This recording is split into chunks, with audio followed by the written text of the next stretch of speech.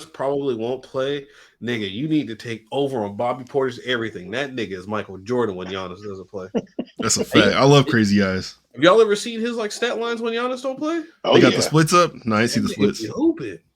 Bro, that nigga be having like I remember last time I bet against the Bucks when Giannis didn't play, and they fucked up my ticket. Nigga, this nigga Bobby Portis had like 28 and 16. I'm like, what the fuck? When the fuck did he become? Who are you? I'm like, man, I don't know, but shout out to UConn though. Shout out. He ain't from UConn, is he? No. I just they covered the spread yesterday. So I pulled it up on StatMuse. It says Bobby Portis averages 22 points and 10 rebounds a game in the 6 games without Giannis this season. I'm telling you, bro, he be fucking cooking. Damn. Let me see. He had 18, 16, 28, 31, 24, 19. Ooh, y'all don't even know what we just did. Check out Bobby Play Portis the music. Gambling line. All I'm saying is look over Tyrell's shoulders. Why is it 2 bottles? I don't know. Hey, that's absolutely insane. That's an incredible thing to say. Yeah, that is crazy. Hey, that is kind of crazy, though. That is kind of concerning. That's kind of crazy. One of them's empty, but not empty enough to throw away yet. Yeah, like you got to hit it against your hand. You got to hit it against your hand, right? Get it on the no Diddy on the hand. Crazy. Hit against your hand. Get the extra lotion out. The end of the lotion. Oh no, we go. It's a goddamn family show.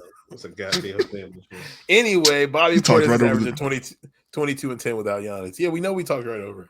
Mm-hmm. Well, did you play a song? A lot of chicks be on there by themselves, and if some niggas need meat, and they be. No, that was classic. I remember that. Why my voice sounds so deep? Why I get real shit though, man. Like, man, Craig. Yeah, chicks doing that, playing fucking Guitar Hero on themselves. Don't be doing it for me. I ain't gonna lie. If I'm paying for the content, I need to. Yeah, nah. The whammy bar. That's free. Nah, man. Yeah, if you're playing the goddamn air guitar, you just flicking the bean. It's not doing nothing for me. I'm sorry. Yeah, unless I have immediate access to that bean, I don't want to see it. Yeah, like it's cool. Whatever. I ain't paying to, I'm not snobby. Paying for that stuff. But shout out to OnlyFans, man. Let me take it. And the people that partake in that stuff. No shout out to us. Destroying every piece of platforms that I love. Everybody has a link in the bio. You can't go anywhere now without links being in bios. It's crazy. It is. I think crazy. Fabo got a link in bio. What? Fabo got a link in bio. Not a fan. I hope it's a goddamn Crystals commercial link. Well, people be on OnlyFans they just be on there looking at. Everybody says that. I ain't seen it. Have you subscribed? Cardi B was on OnlyFans and she wasn't doing nothing crazy. Yeah. She was selling that. Beat off to. Why? Yeah, that's subjective. Wasn't that whipped cream thing from there? Nah, that wasn't from there. Yeah, I'm not gonna lie. That's some elite content right there. Her doing the whippets or whatever. Her selling her alcohol infused whipped cream. Yeah, that's fine. I gotta try that. Shit's funny to see on that. Either way, episode 140 something. 149. Be a professional. No, I didn't know. Y'all are, well, I guess you guys probably wouldn't. But fucking, I've known chicks that do OnlyFans and they be broke. That shit is so funny to me. I'm like, yo, how are you broke? Well, I feel like it's like the chicken and the egg kind of thing. Like she's probably doing OnlyFans because she's broke, so you might just meet her in like the come up. She hasn't gotten all the money yet. You got to build your platform, Yeah, I mean, you got to look at it like it's like if somebody who I stream from Twitch on our podcast platform. There don't be nobody on there, but it's like I have a Twitch account. Technically, I stream. We have a podcast. We're not Joe Rogan. Yeah, that's true. But yeah, we're a little bit better. But okay, yeah, it's better than the bitch requested $15 from me on Cash App and having OnlyFans. I'm like, yo, why are you sending me Why she requested? That's soliciting. Yeah, that's prostitution. Yeah.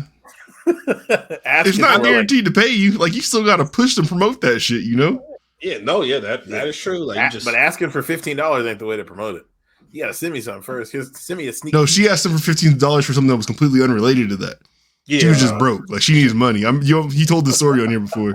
You'd be surprised. Okay. You'd be surprised. But shout out to the chicks that's broke doing OnlyFans. Yeah, the ones who are popping, they have for real marketing agencies. It'd be dudes who run those accounts for them in the social media platforms, and make them like, it's like, oh, this building just fucking collapsed from Israeli rocket fire in Gaza, and they'd be under there like, oh my god, I wish someone would collapse on me. Like, no, that is funny. Hey, that's so incredibly specific that I know you've seen that in the last 48 hours. I didn't, but I'm sure you can find that. All right, I don't think you're that nice. If not, you run that account. I could. I wonder how you get into that business. Oh shit, that'd be fire. That'd be a fire job. Allegations. Like money off that. It's like, yeah, you got to send me content so I can post it. I need the good shit. Hey, Blake, you are right about it ruining every platform. If you click any random video on Twitter, it'll be like a video about somebody dying. There's 14 ads, 32 other AI pages, and then titties. It's absurd. It doesn't make any sense. You know what the popular thing on Twitter is now that I see is like, oh, if you've seen this video, you're sick. You know what I'm talking about? And it's just a screenshot. Yeah, I saw. You know what I'm talking about? You see like a screenshot of a chick or something like, oh, if you've seen this whole video, then. Somebody be like, I just watched the Miley video, and it's like them big eyed or whatever. It's like there's no Miley video. I seen one the other day. It was like if you know, and it was just a screenshot of this bedroom. There's 2 doors, which are not important. The bed, and there's like the TV remote is on the bed. It's someone where the dude like runs in the room hella mad when someone gets the bed and starts like, yup. Oh my god! I don't remember this. What happened? I have no clue what the fuck you're talking about. Right now. We about to have a moment. Hold on. That's all right. That it is? I found it. So y'all haven't seen this. Cancel my brother's World of Warcraft account. Nope, this is what I was talking about. You just super remote his ass. So I didn't know that was the content of it, but so this was it was frozen on here. He wasn't in here. Dog, this video's got to be hella old. Oh, I've seen the video. Yeah, okay, yeah. Oh, my brother is furious. He is pissed. He didn't hit himself with the remote? Look what he tries to do with the remote. Why does he not have a sheet on his bed? Probably pissed himself. I didn't even notice that. That's funny. That game has to be so fire. Why did he just pull his pants down while under? Oh, he's naked. Oh, you about to get into it. Freak off. Hold on. How mad could you? How mad you got to be to stick the remote up here? A direct TV remote? Nah, that has to be illegal. That's illegal. I shouldn't have seen that. That's illegal. It's a crime. That's funny. I wasn't okay. I remember that. I hope he's doing all right. That game can't be that good. I feel like I've seen clips of that video. I've never seen him stick the direct TV up his butt. That kid's a cop now, harassing black people. He just carries a remote on him instead of a nightstick. He's like, you know what I do with this? Yeah, exactly. He does. Mm-hmm. Oh, good grief. Good weekend, everybody. Oh, championship basketball mania action. It was a good time. Good time. Yeah. Weekend for sure. This is the sports month, man. Things are jam packed. Like I said, we just got off the wrapped up March Madness, men's and women's side. Tremendous games over there. We have WrestleMania this weekend. We have the Masters. You have UFC 300. I think the following weekend, 2 weekends from that is the draft. This month is the draft. 25th. Yep. 5th, right? Yeah, fire sports month. The playoffs, the NBA playoffs start this month. The WNBA draft is Monday. Yeah, I think the NBA. There's only 6 games left in the NBA season, or 5. Yep. Yeah. WNBA draft is the 14th, I believe. 14th already. Monday. Yeah, they always draft right after the tournament's over. It used to be closer because Candace Parker told the story of like she won the Natty, and the next day she was at the draft. Yep, that was always, it used to be the day after. You win the because they didn't used to do the men's final that next day. So y'all sucked at the same time. That's it. They be having their draft in a Staples break room. That's crazy. That's what they just rent out a few tables at round table. Like we used to do for the banquets. Oh shit! Like we did not pay for the salad bar. Don't go over there. I'm sure at one point it definitely has been before like what we do for our fantasy football draft, where like they were at somebody's house. Dog, There's they only only 12 teams. small as hell. Yeah, you only got to invite like 20 people. I'm like, oh All shit. right, this is crazy. Why are we doing this? How is the weekend? No, it's good, man. Daughter had her first swim lesson, so did that. That was cool. Oh, she Nice. All the we doing big things, man. I'm back at it. I signed up for a softball league out here, so yeah. Didn't you guys do hella good last season when you played? We finished second. We lost the championship game. Oh, you niggas ain't built. Okay. Yeah, but that was playing for like a work team. This is playing for like the Parks and Rec here. So I'm a free agent. I signed up to be a free agent, so somebody can pick me up. Damn. Do they get see your name? Do they get a picture of you or just your name? If they do, I'm putting on. I got a Jackie Robinson jersey. I'm put on my King Griffey Jr. shoes, and then just like getting the full like King Griffey Jr. like the follow through. They're about to just see your name and see Blake Brown, 5'11", 215, and be like, "Oh, he's about to be a monster. Let's go." You're about 215. That'd be nice. I'm being nice. Yeah, I'm being nice today. They'll be like, "Oh, it's a nigga." Yeah, I'm just gonna. If they ask like, "Hey, what do you do?" I'm like, "I hit dingers. That's it. I hit dingers." Yeah. See that fence? It's going over it. You should go out there and act like you're Dominican. To start speaking Spanish. Mino Black. You should. Oh shit! Like 8 words. Like I don't. Your eyebrows out there. Yeah, I gotta go get I'm gonna go order the Beijing and just fill my beard in crazy. You gotta put the cuts in your eyebrows, bro. I'm gonna get those too. David Ortiz. Yeah, it's gonna be somebody. God, that'd be fire. Plantain power, baby. Yeah. But yeah, good weekend, man. Watching so what y'all do, man? What's going on? I'm just kicking it. I'll chill it. We love that. Can't say work. You can't say it. No, I was off here. I know. Yeah. So that's why you can't say nothing right now. I watched us win the race war for women's college basketball. That was pretty nice. Shout out to Don Staley. Mm-hmm. You watched some BMF. I know that. Yes, I did. That shit is crazy. Are you caught up? No, I'm a couple episodes behind still, but it's still the best television. Hey, the old girl with the cane is sliding shit. They really had her hitting chicks with the strap. Mm-hmm. I was like, yo, get the fuck out of here, man. 50 sick. 50? We ain't gonna talk about it because he on Diddy's head, but 50 is a sick man. Yeah, killed her mid-stroke. Dog, yeah, like the second time she beat her down and then she blew her brains out. I was like, yo, what is going on? Smart. Nobody he went to for source information for the BMF story gave him that story. I promise you. Oh no, he did. Yeah, 50 really did have to come up with that. Oh my god! And what else was crazy on that show? Did you get to Charles's single? No, you're not caught up yet. You're 2 episodes behind. You wouldn't have seen that. Oh, he finna drop a single? Oh, he look. I seen that it got posted on YouTube.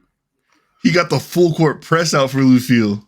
Oh my nigga, dog, man, that I know Jamal had to see when he was doing the weak ass curls, running up on her after he got out the shower. He apparently when he was holding the picture he's trying to hang, he'd have a shirt on, or no, when he was trying to hang a picture, he had the same shirt on as he did inside the picture that was in the frame. That's hilarious. This show is so trash. It's entertaining as all get out, though. Bro, that doctor was pressing the issue. Oh, he ain't done. Yeah, no, yeah, I know. He need to press something. Yeah, man, I was like, shit. That and we didn't see it coming.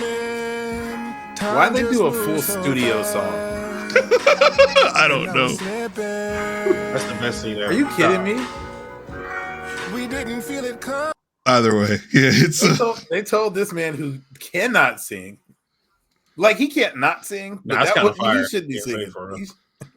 All right. We let people get away without singing all the time. I know. This is so unnecessary, though. When you get to where this happens, you're like, okay, the song should keep going. Like, why the fuck are they really doing this? The last episode of Euphoria, when that nigga started singing for like 7 minutes with the guitar. Yeah, I turned that shit off partway through. Yeah. Oh. You remember that? Didn't like it. No, I just remember Ashtray going out crazy. Yeah, people blocked that out of their brain because that song was fucking ridiculous. It was just him like moaning for like 7 minutes. I'm like, damn, this. There was so much other crazy things that happened the last episode of Euphoria I didn't really hold on to that. I miss that show, man. That show was fucking ridiculous. The funniest episode of that last season was when Rue broke out of like the people that like kidnapped her or whatever. Fucking heart was going to explode. The whole episode when she was remember moving. She like hopped the gate and she ran across like a barbecue pit with them fucked up chucks. Her feet were hurting. I know it. No, that was funny. She was fucking moving. Yeah, nah. That's a ridiculous ass shit. And then when the dad like flew the scene, whatever, and he had the freak off, he had the real Diddy party, the real private freak off. He had an abandoned gym. Nah, he had the freak warehouse. Yeah, he had a gym. There was a dude in there dressed like a woman. There was a dude just in like naked, and there was like a woman in there too. It was crazy. He was wild. Y'all never watched Cobra Kai, did you? I only watched some of the first season. That's my dad's shit. He's always been. Oh my god. Okay, so at one point, basically, he ass on that show though. Yeah, they do. He said beating. He said beating. It sounded like it cut out. He said beating. They don't beat. It's a kid show, man. Yeah. But not they. At one point, one of the dudes, Johnny Lawrence, like he breaks away from Cobra Kai, the gym, and like starts his own gym. In the warehouse that he has the students training in, looks like the warehouse where the dad was in on All Euphoria. Bro, that warehouse was crazy. He had a basketball hoop and everything. Definitely the same lot. Yeah. It probably was the same lot. Yeah. Nah, what was my man's name? Something Jacobs, right? Because I know Nate Jacobs is the son. Yeah, I don't remember his fucking dad's name. I remember Rue, Ashtray, and Cassie. That's it. That's all I got. Yeah. RP Euphoria, man. It was good while I was running. I kind of want to watch that other show he made. Didn't he? He did The Idol, right? Yeah, that shit got canceled after like 5 episodes. Yeah, I heard it was The Weeknd terrible. I watched the first episode and I was cool off it. The Weeknd did a whole ass song for WrestleMania. For real? Yeah, he was the did the theme for it, but he wasn't there. But yeah, every single time they cut to something, they were playing the song. Man, that's crazy. It's crazy how popular he's gotten. Yeah, that's crazy where wrestling is at that they can get the Weeknd because he's huge. That's a good point too. When I went to had Kid Ink. Kid Ink. Good grief. Kid Ink had some pops. How was WrestleMania though? You watched more. I barely watched. Oh my god, yeah, phenomenal. Night 1 was definitely the lesser of the two. Night 2 was bangers nonstop.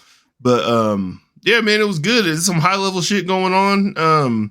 Rhea and Becky was a banger. The Usos match was terrible. The 6-pack tag match was crazy. Lots of crazy spots in there. Not Ambrose. Goddamn.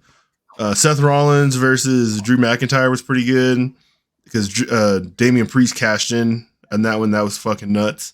The stuff with The Rock was tremendous. I didn't really care for the match night 1, the tag match they did, but the night 2 match where it was Roman versus Cody Rhodes. That was crazy. It was kind of slow, but like literally the last 5 minutes was like some people have been comparing it to Endgame, like that scene where Avengers Assemble and the portal just opens up and everybody shows up. It was that type of shit. I watched the clip of like the last like 7 or 8 minutes, and like they're doing all the yelling. People keep showing up. Somebody's about to come clothesline, and then fucking Roman hops out of nowhere. But then the Undertaker shit dropped, and then the lights went off. And I was like, oh, they're about to have him like run down or come off his motorcycle or something like that. And he just shows up behind him. I was like, oh, these niggas is wild. People caught him because I think it was him, but somebody saw that there was a person under the ring because at one point, I think Roman or Cody went under there to get a chair and the person like scooted back. They think that was Taker. I don't know if it was him or not, though, just because like he's like hella not brittle, but he can't really bend and move like that. So I don't think he'd just be under there all cramped up for that long. Undertaker can't fucking move no more. Yeah, he's had too many like serious injuries. I remember I watched a WrestleMania years ago when he was fighting it was when like Triple H. I swear like Triple H like pedigreed him like 20 times. I like, dude, Undertaker can't move no more. I'm like, god damn, that was hella long ago. You never watched that documentary I told you to watch about like his last like I think 3 WrestleManias? I haven't watched that. It was called The Last Ride or something like that, right? Yeah, I think it's called The Last Ride, but like he talks about it because like he tore his quad in one of those matches. I think he tore his quad against Brock. He wasn't supposed to lose that match, but they didn't have a choice because like he literally couldn't fucking move. Yeah. And then he had like some other serious injury. I think in the one following that, And so, how do you like, communicate that mid match? Like, you just gotta like, nigga, ow. Well, so wrestlers talk to each other. That's how they get their spots and everything like that. But like people like Undertaker, where you have like all that long hair, you can like lay on your side and have your hair cover your face, and then you'd communicate to them because like sometimes like like when they do like a suplex, they both be laying there on the mat. That's when they're talking and stuff. That's a good point. Oh, I didn't realize that. Okay. But some wrestlers like John Cena and I think Chris Jericho too, they're known for being a lot more loud and vocal, where people can hear them calling the spots. Got it. Okay. There's lots of that stuff on YouTube though. You can like see when people are like, "Hey, suplex me or throw me against the ropes." They'll say stuff like that. Got it. I tore my fucking quad off the bone. It's like, fucking end it. Hit me. That happened a couple years ago with I think Shane McMahon was in the ring with like Snoop Dogg and The Miz. I remember that. That would have been last year, 2 years ago. It was one of the two. Yeah, they were supposed to do something. But he ended up like I think he might have tore his quad or like fucked his ACL up or something. And then The Rock did the people's elbow or some shit like that. No, Snoop did. Okay, yeah. To moving on, had great timing. Yeah, shit was cool, man. But yeah, the Rock looked a little slow out there. Ain't gonna lie, he was just literally slamming folks into shit. He definitely slow. Everybody was on point. He's I think he's doing a good thing for the sport right now, man. Yeah, he's been too muscle bound for too long to be out there moving because he is hella stiff. And he's 50. And he's 50. Yeah, I think it's finally kind of catching up to him. Yeah, maybe man. Like because it seems like they're gonna try to go him versus Cody at the next one based on how Raw went last night. So maybe if he gets like a year to build up to that, he might be able to move a little bit quicker. But he's definitely not the most electrifying man in sports entertainment. Was he on Raw on Monday night?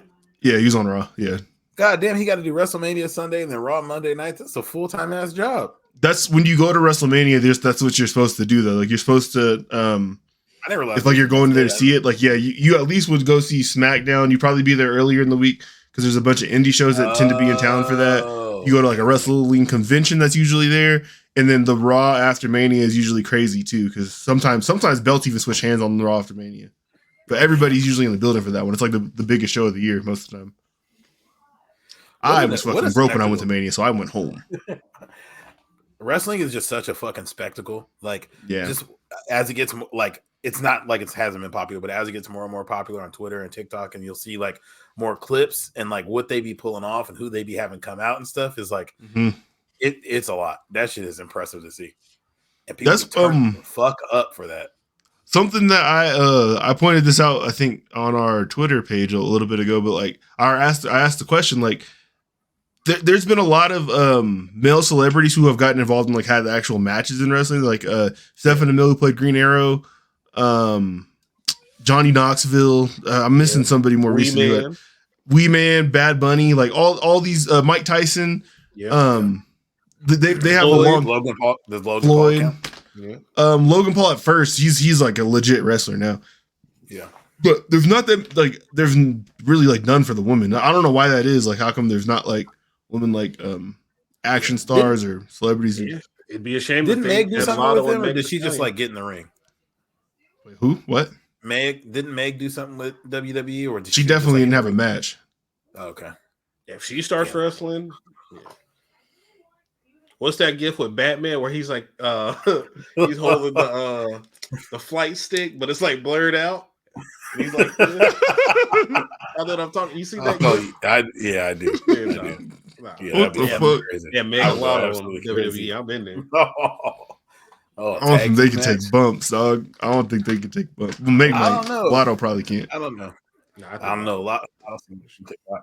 I got something she could take. But nah, then shout out to I seen Jade out there looking straight. Jade, they had Jade, Naomi, and Bianca Belair. So yeah, that was a good match. Jade got good aura. She definitely got to put some time in on getting that moveset perfected though, because it's pretty lackluster right now. But definitely, I think she's the one. Yeah, she's the one to build into the their Goldberg, like they're. Like, yo, shit's getting wrecked when I show up. But her moveset right now is kind of trash. I ain't gonna lie. She just don't look real, bro. I'm like, damn, man. You look at her, you see her. She looks like she's supposed to be important. She looks like she looks like she's important. Oh, I thought. Oh, you thought I thought.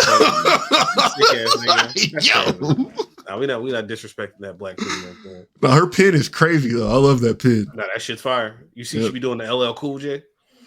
Is that where she got it from? Yeah, people always put that shit on the timeline where LL Cool J was like this. I thought it was that. And he keeps doing it. He does like 6 times. I thought it was the college gangbanger shit. I didn't know. She been back hella far to do that too. Very flexible. The big stepless. Can't wait to see her in movies. Tyrell, good weekend. Oh man, yeah, it was a good weekend for me. Did some golfing on Sunday. We got paired up with these 2 freshmen, like college freshmen white dudes for 18 holes. So that was very interesting. Like the progression from everybody sober, not talking to each other to 5-6 holes in. Everybody's a little drunk talking shit. Hey, you guys like Travis Scott? And entertaining time. That's funny. You look like you like Travis Scott. That's crazy. You like Future too. I started playing music at one point, and I just heard them by the car go, "Is that Babytron? That is Babytron," and like start dapping each other up, which was very funny. Yeah. So how many holes were you guys comfortable together? You're their black friend. That's crazy. Never gonna talk to those dudes again. How many holes did it take you guys to get comfortable? Hey yo, I don't like the implications. The implications. I don't like them. But no, I've been doing a lot of golfing. Golfed again today. So yeah, going to men's league or nothing, man? You just out there. I'm not that good yet. Come on now. You think everybody in there is good? Are you shying away from competition like Jermaine? That's what it sounds like. That's what it's. Ooh, segue core. Wow. Are you scared to compete? Damn. I will say. You turning down the fade? If a nigga ever calls me Jermaine Cole again outside of this context, I will put my hands on you. He ain't going out like that. I will put my hands on you. Fuck my weekend. That was a crazy ass bookend to the weekend to go from Friday night, J. Cole dropping what I believe was a decent diss track, which everybody it was a cool little startup jam. It was cool. Yeah. To bookend it with the weakest shit I have ever experienced or witnessed in my entire life. I can't believe it.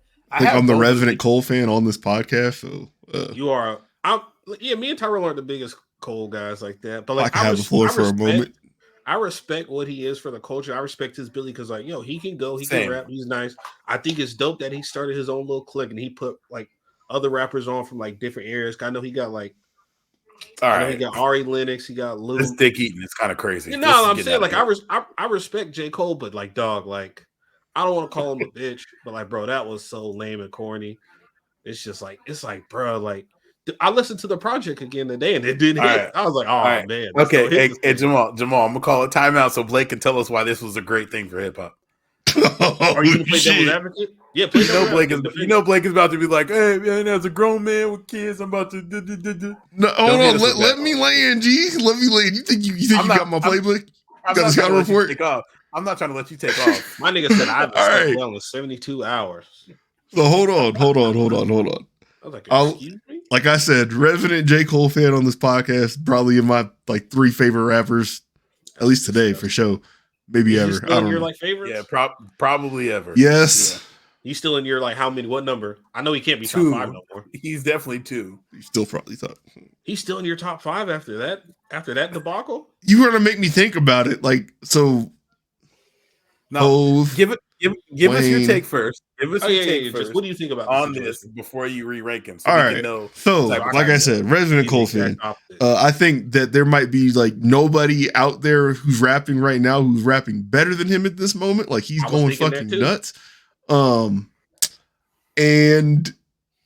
I'm not going like when I don't. So when Kendrick did the song in the first place, I didn't necessarily think J. Cole was going to respond to him. Same. Yeah, same. Yeah. He didn't need to. He didn't really say shit about him.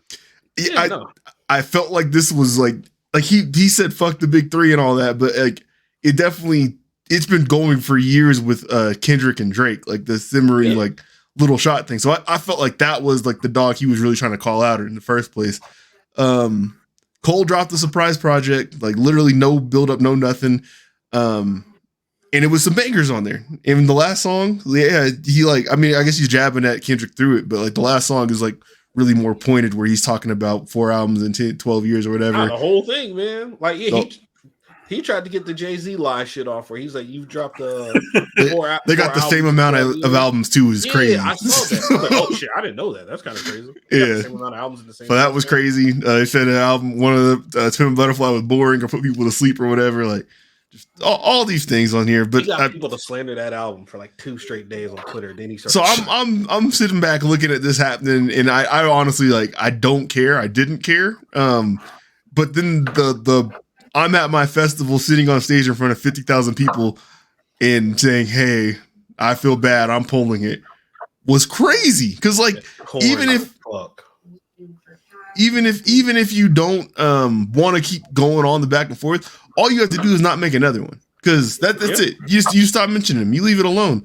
And you could reach out to Kendrick on the private and be like, hey, I'm done with this dog. Like, if you want to try to keep that friendship or whatever, because it's not like y'all have any real issues. It's just it's a competitive thing at this point.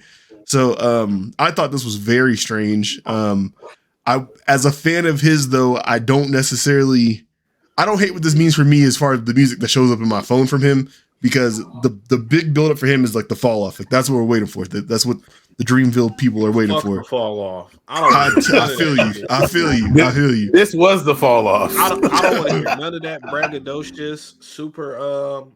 None of these rap niggas can touch me. I'm one of the hottest out. I don't want to hear none of that shit. But my thing is like when I think about it, I don't know what would have been next for this whole entire thing in the first place. Because again, it's not like they have. Hold on, it's not like they have a real issue. It's not like they have like a know who did you know what with you know who. There's none of that. That doesn't exist with them.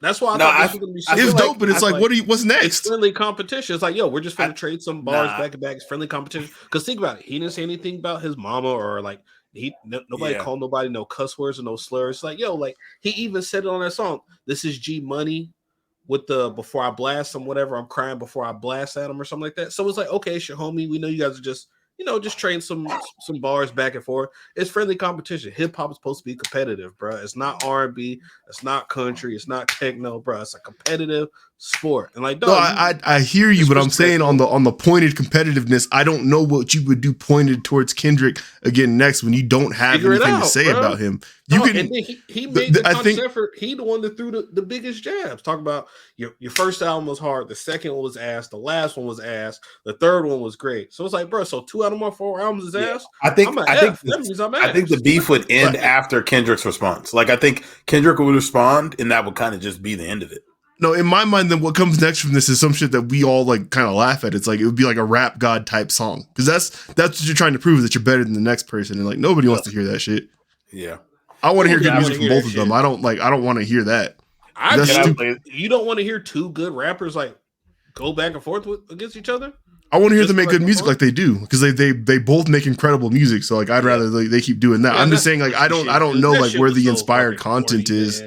For either of them on this next. Like, I guess Kendrick's kind of good at like doing this though. Like he's Mr. Come Kick the Can. Like that's what he does. But Cole is definitely not that. Like I can't picture what would be next from this. That's all. I think it'd be one-sided. Battle tested, and this was J. Cole's shot to show that he could be battle tested. Because like every great rapper's been battle tested, right?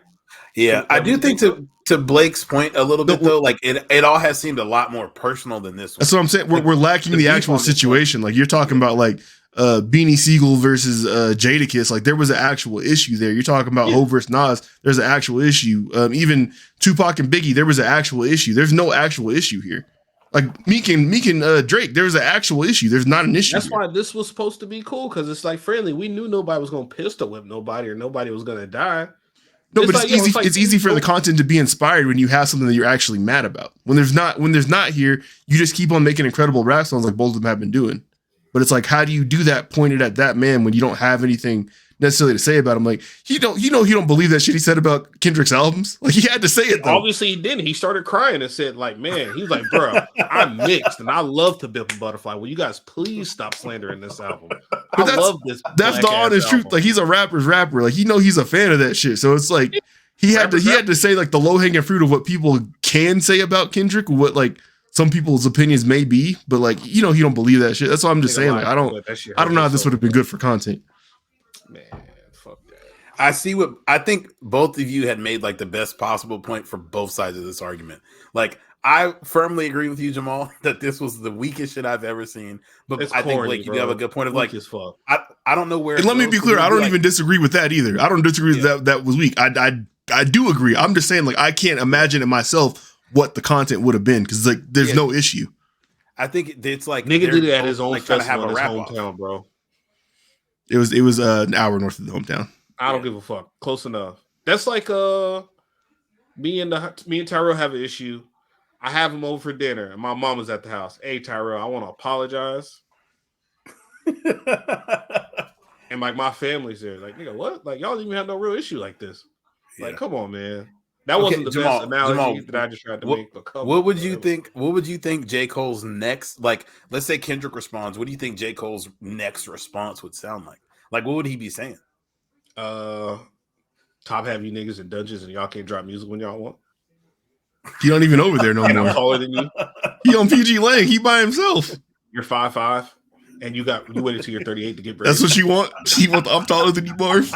I'm just saying, it's anything. We listen to J. Cole. You're 5'5" and waited till you're 38 to get braids. You gonna bring up the Wet Dream song? No, we listen to him rap about fucking high school basketball for the first 15 years of his career, and having sex at 15 years is crazy, bro. Like that nigga was rapping about getting cut from JV and playing JUCO basketball from 2008.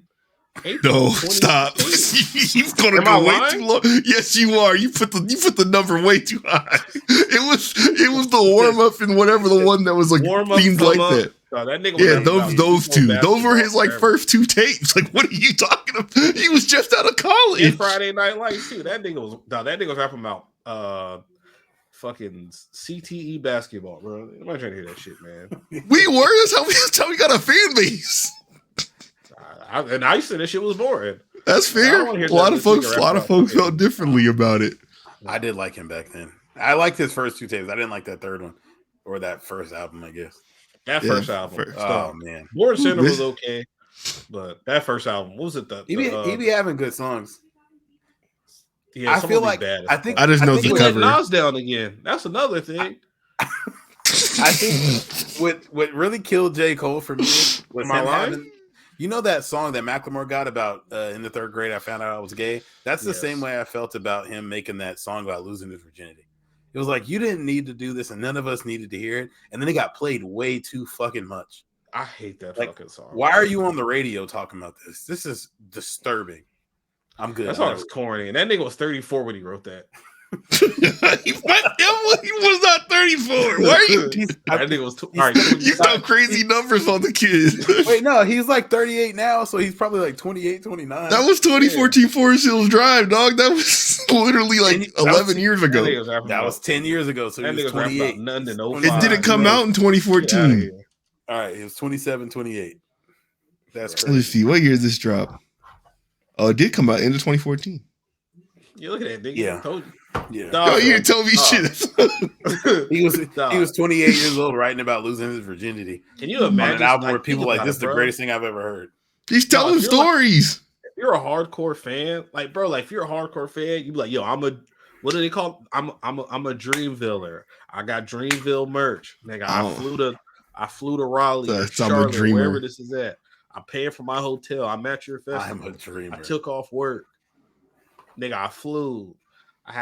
You bought some expensive ass shit at the airport. You gotta buy something. I bought there ain't shit in that airport. There ain't shit in that airport. You bought shit at the airport. I bought a $9 water. They got a BurgerFi and a Popeyes in that bitch. That's about it. Like, yeah, I'm hyped to see my favorite rapper. This is probably a rapper I stand for. And I see this nigga talking about like the ops. Like, first off, nigga got shook because Schoolboy Q was up there performing, and that nigga was sea-walking, throwing up Hoover. Stomps J. Cole kind of started like, okay, all right, let me. All right, the strike one right there. That was the first warning. And then the nigga went up there. It's like, yo, man, I want to apologize. Who think Kendrick Lamar is one of the best ever? Can I play the apology? So go we ahead. can hear what he said. If it's everything, hold on. If it's everything like you just said, though, like if you went there to see him, you're not really You did all that shit. Like, why do you care about them 10 minutes where he did something that wasn't music? Eating, bro. Like, bro, you supposed to be in competition. This nigga's dick eating. No, but you're saying that from the standpoint of someone who didn't just spend.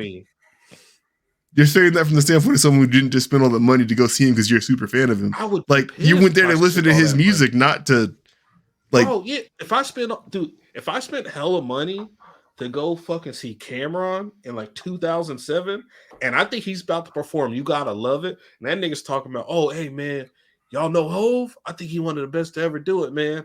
I ain't been able to sleep. You know how fucking mad I would have been? But how old would you have been in 2011? Nigga, 19. I would have lost my shit. Like, he definitely wouldn't be my favorite rapper no more. You pull some shit like that. Yeah, 19, I get it. But like even now, bro, like if I were to go, if my favorite rapper does that now, whoever you're beefing with, and you pull some whole shit like that, you gotta slide. You going down in the rankings, bro. It is what it is. I like these guys for music. I don't really personally care about all the extra shit. In the what's the song called? 7 minute. What's it called? 7 minute drill. Yeah, like bro, like the shit was straight. There were some good jabs in there. There were some lies in there, of course. But you know, like I there was some shit off. Cap in that bitch, bro. He tried to get the Jay-Z takeover lies off, and you know, but I get it. It is what it is. But it's like, yeah, man, that shit was corny. Hip hop is hip hop is cooked in that state at least. That's why I said it, man. Dog, but I do think there hasn't been many like friendly battles like you're kind of looking for with this one. I can't think of one, honestly. I'd have to think like who's like it is really two rappers that do not like each other. Maybe traded some barbs. Yeah, every person you've named had an actual issue with somebody else. Like they had something to be. That's usually how that shit goes. I'm trying to think. Is there anybody? This doesn't exist. It exists in battle rap. That's about it. Somebody maybe. I guess again to Blake's point, like you could tell this shit doesn't exist because he apologized. He was so distraught that he was like, if he felt this way and didn't say this, he can't. He's a multi-millionaire that I can't sleep at night. It's still crazy, but like there's no follow-up diss to this song. If he said that shit and was like, I haven't slept in 2 days because I said this album was ass that I have in my like top 8 albums ever. So yeah, I do think there was no like it had to end. I just wish he wouldn't have said anything. He could have just like let Kendrick get one off and be like, okay, whatever. Yeah, and then keep saying I'm the best. It's just like, nigga, you did this at your festival, your hometown. Yeah, you can do this on the internet on the IG Live. Like, yo, as black men, we gotta come together. Nigga, do it at like Lollapalooza or something. Yeah, do it at somebody else's shit. At Broccoli Fest. And then like like I know Broccoli Fest. Yeah, but the fucking that's the DC one. So I didn't know it was a real thing. I guess we'll never see Drake and J. Cole perform First Person Shooter, which is a cool little song. It's funny. They probably still will, but they're not gonna perform that shit. Because think about it, like you can't perform that song where like I'm bigging up Kendrick when I hold you. You can, because I mean he doesn't. If he doesn't care about it, like you're saying, like if he doesn't give a fuck about it, then yeah, you absolutely can perform it still. Like he's still a fan of the dude. He still got hold though. And I get it, like, yo, you could be hold. Like, if a nigga hold you, like, all right, yeah, I'm gonna start dick eating now because I don't want that nigga to embarrass me, and I'll be cool with him. But that's always gonna be in the back of his mind. It's all perspective, though. I mean, if you like feel that way, you get in a fight and you whoop my ass, I just start being hella cool with you and just riding around with you. Like, this is completely different because nothing happened. I'm just lyrically, he whooped his ass. But that's if you feel that way about it, though. That's if you feel that way about it. Wait. But the beef really is between Drake and Kendrick. It's not between Cole and Kendrick. We see it now. Kendrick didn't say nothing about J. Cole. And we see that now. He doesn't think that much of him. Like, yo, he cool. He mixed and light skinned, whatever, and he's tall. He can hoop back in the day, I guess. Yeah, and I feel like that's you putting the sauce on it, though. That's not what Kendrick said. What did he say? He didn't say motherfuck the big three. It's just big me, and he said bum. That nigga told me, like, don't compare me to y'all. I'm by myself. You think we're in a group and we're not. And then J. Cole was like, oh, no, I disagree. Oh, never mind. I changed my mind. I give up. I submit. I think he made the same observation everybody's kind of made, that those three are basically the three biggest dogs in the rap game. They're not the big three. They definitely are. Not anymore. J. Cole took himself out of it. No, I'm just saying, like, as far as, okay. You can. I see, Jamal, you're finding a way to take a point that I agree with and make me like disagree and agree at the same time. Like they're literally the three biggest artists in rap, though. But he clearly doesn't believe he's in the big three. I'm not saying the big three is like they're like the Heels or some shit. I'm saying like they're the three biggest artists in rap right now. That's what I'm saying. Not anymore. No, you can't. It's Future. So when Cole drops his album, he's not going to sell now because he. Oh, he will, but he's not the big three. No, the big three now is Future, Drake, and Kendrick. I see what he means. I do see what he means. He's not wrong. He sidelined himself. He's also not right. Because J. Cole can't be like, I'm still that nigga. My bad. You keep moving it before I can finish my point, though. I'm saying like that. You keep moving it before I can finish my point. Oh yeah, my bad. You go, bro. You got it. That's fucked up. What's up? You can't have an album called The Fall Off talking about how niggas are falling off after you just went on stage and was like, I don't actually want any smoke. That's not what that album's about, though. That's not what the title's about. That nigga fell off. That's why he's not talking about himself falling off. No, his thing is that he's at his peak right now, so he's getting this album out, and everything that comes after that is the fall off for him. So that's talking about the album's title, The Fall Off. Don't he got a line on one of the songs that I just heard of him saying like, "This the fall off," and I'm talking about you niggas. Dog, he be talking all that. I'm the best. All that super bragging shit. I wish a nigga would say something about me in a rap, and he pulls this. Yeah. Okay, so like I was saying, like he called it the big three because they're the three biggest artists in hip hop. Like, there's no changing that. You can say that like he's not in the big three anymore. Future's in his spot now. That's fine, but you're talking about something else that he's talking about. He's saying like they're the three biggest movers in the shit. That's it. No. Yeah. They're like not arguing that point. Like that's literally what they are. That's what it seemed like, man. I would have been with you until the weekend. Numbers and cultures are like kind of intertwined, I guess. Yeah, I don't really care about numbers no more, bro. Yeah. Well, that's fine, but that's what he's talking about. Like they're like when they drop, like they're the ones who do the numbers still. Like that's it. It's those three. Oh yeah, no, salute to Drake and Kendrick, man. Yeah, no, it's dope. Yeah, I don't know. Now shout out to J. Cole. He can rap, obviously. Like I did listen to the project today. I'm not gonna lie, it kind of didn't hit the same. Yeah. I've listened to it once. I don't really care for it, honestly. I'm waiting for the album. Like, I'm not a fan of throwaways. I was waiting for the album too till Sunday night. Dude, I thought that shit was fake. I see people on Twitter talking about like this nigga's talking about apologizing and taking the song off streaming. I was like, what? This must be a nasty, sick joke. Dog, and that's the other part about the diss is like, I'm gonna delete that shit. Which is funny because it's called Might Delete Later, which lets you know he didn't even want to do this shit. No, he's been doing like these songs have all been coming out on YouTube for like the last like 2 months, and they're all titled "Might Delete Later" first, and then the song name after. You tapped in for real. I'm a fan of J. Cole. I told you that. Yeah. Oh, we know.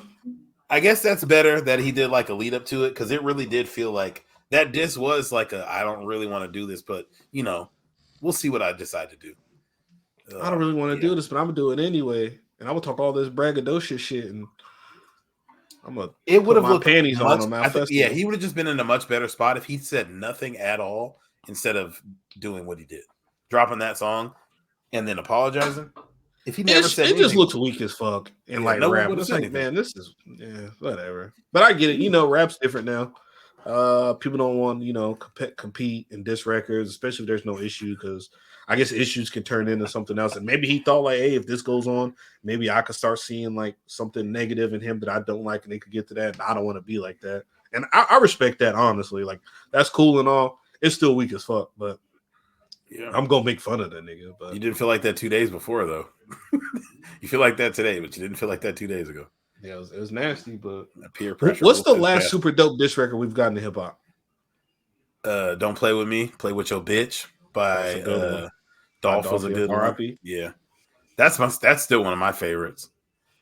Because the rest of them just be talking too much about like how much you kill people's friends. Like I really did that When I See You one. Yeah, some of that stuff. That's like a lot of just dry snitching. I think. Like man, the police police got this shit on repeat. Yeah, we killed all these other kids. Look at us. Yeah, I don't. Those don't really do nothing for me. But yeah, Don't Play With Me by Dolph was my shit. You know, I thought the last like 5 or 10, I don't know, 10 years have had some good ones. I'm thinking like first one's like a joke, but like I played this on here. I think Daisy Delight when she dissed Jocelyn, that shit was funny. That's funny. Then Sheether, that was really good. I forgot about that. Oh, that his joint that Meg had a little bit ago was solid. Yeah. Everybody. Technically, it's not a diss record, but the verse was definitely pointed. Cardi on that Glorilla song where she was getting the City Girls. Yeah, Tomorrow too. She getting the City Girls. That one.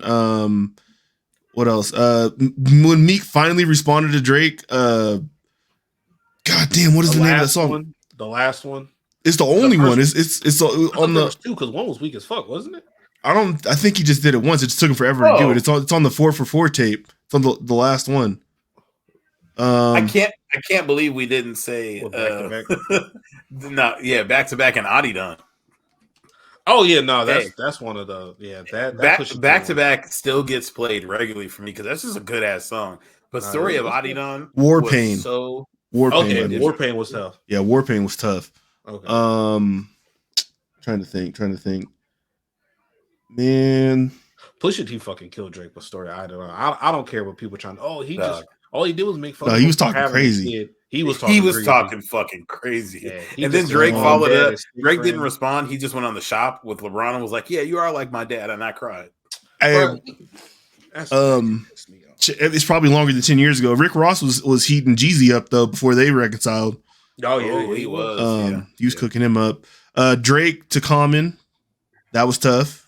I thought the Common response was a little better. That was the one on that album. The Commons wasn't a response. Common did it first. You can't try. Damn, I love that fucking album too. Dreamer and something, right? Yeah, because it was Sweet. Sweet was before Stay Scheming. Yeah. Sweet was a fire song. I haven't listened to that in forever. It was just hella out of place. I was like, this album was so tough, dude. Like the Dreamer, oh my god, dude, that album was good. But yeah, that was good. Damn, I feel like the girlies been shooting more than the men. You got that on here, but like I do have that on here because they are going crazy by the week. All this week, Glorilla and JT started the last week out or ended last week beefing. Then JT and Carisha or Young Miami were beefing. And then Ice Spice and Cardi were beefing. And then Cardi and JT were beefing. All on Twitter. One last one before we get into the girlies. I feel like Game on 1992. I thought he got at Meek kind of good on there. Yeah, he didn't really need to do all that. Mr. Messy. That little Dirk one. That Dirk record was hard when he was talking to Young Boy after the Vaughn shit. Oh, when he went back to the block for the video. Yeah. See, but that's the tough thing to draw though, because so much of his music kind of has the same energy. It does. Like when he gets into that bag, it just so happened there was somebody to catch those bars at that point. But yeah. Another one. They was beefing with Duck nonstop, but we didn't care about that shit. Super random. Fucking when Davies dissed the other dude from New York, he kind of didn't. He never ended up blowing up. Davies, I'm good, cousin Joy. Y'all remember that diss record? Who'd he diss? What the fuck is bro's name? He's a New York artist. He never really. Trey Pizzy. Y'all fuck no. I think his name is Trey Pizzy. No. Jamal, be so fucking for real right now. No, so fucking for real. Trey Pizzy. Trey Pizzy. I know he's a New York rapper. So Trey Pizzy turned it down. Trey Pizzy. Let's cook him up. Y'all did the most on Cole. Let's get that Trey Pizzy now. But Jamal, name a Trey Pizzy song right now. I just only heard him with Dave East back in the day. But like they were cool because he's on so Davies dissed his friend. I guess they had an issue, whatever, because he's on that. He's not on his first tape, like the second tape, but it's that Trey Pound. It's a KD that tape. Right, I think right when Nas signed them, but he made a song called "I'm Good, Cousin Joy," and that's a hard ass diss record. I ain't gonna lie, they take it back to the essence. All right. Well, we were trying not to include the like set disses, which is why we didn't say any of the Chicago stuff or like any of the LA stuff because I don't know what the fuck you're talking about. Well, yeah, technically, like every single Treyway 6, I can't even say the last part of his name song is a diss. It's 6 and then a letter. If you catch my drift. Yeah, he doesn't like the people from over there, so it's but like every song that he makes is technically a diss, and he got some hard ones. Baby Stone Gorillas, like every song they make is technically a diss because they got some tough shit. Yeah, they let that shit fly.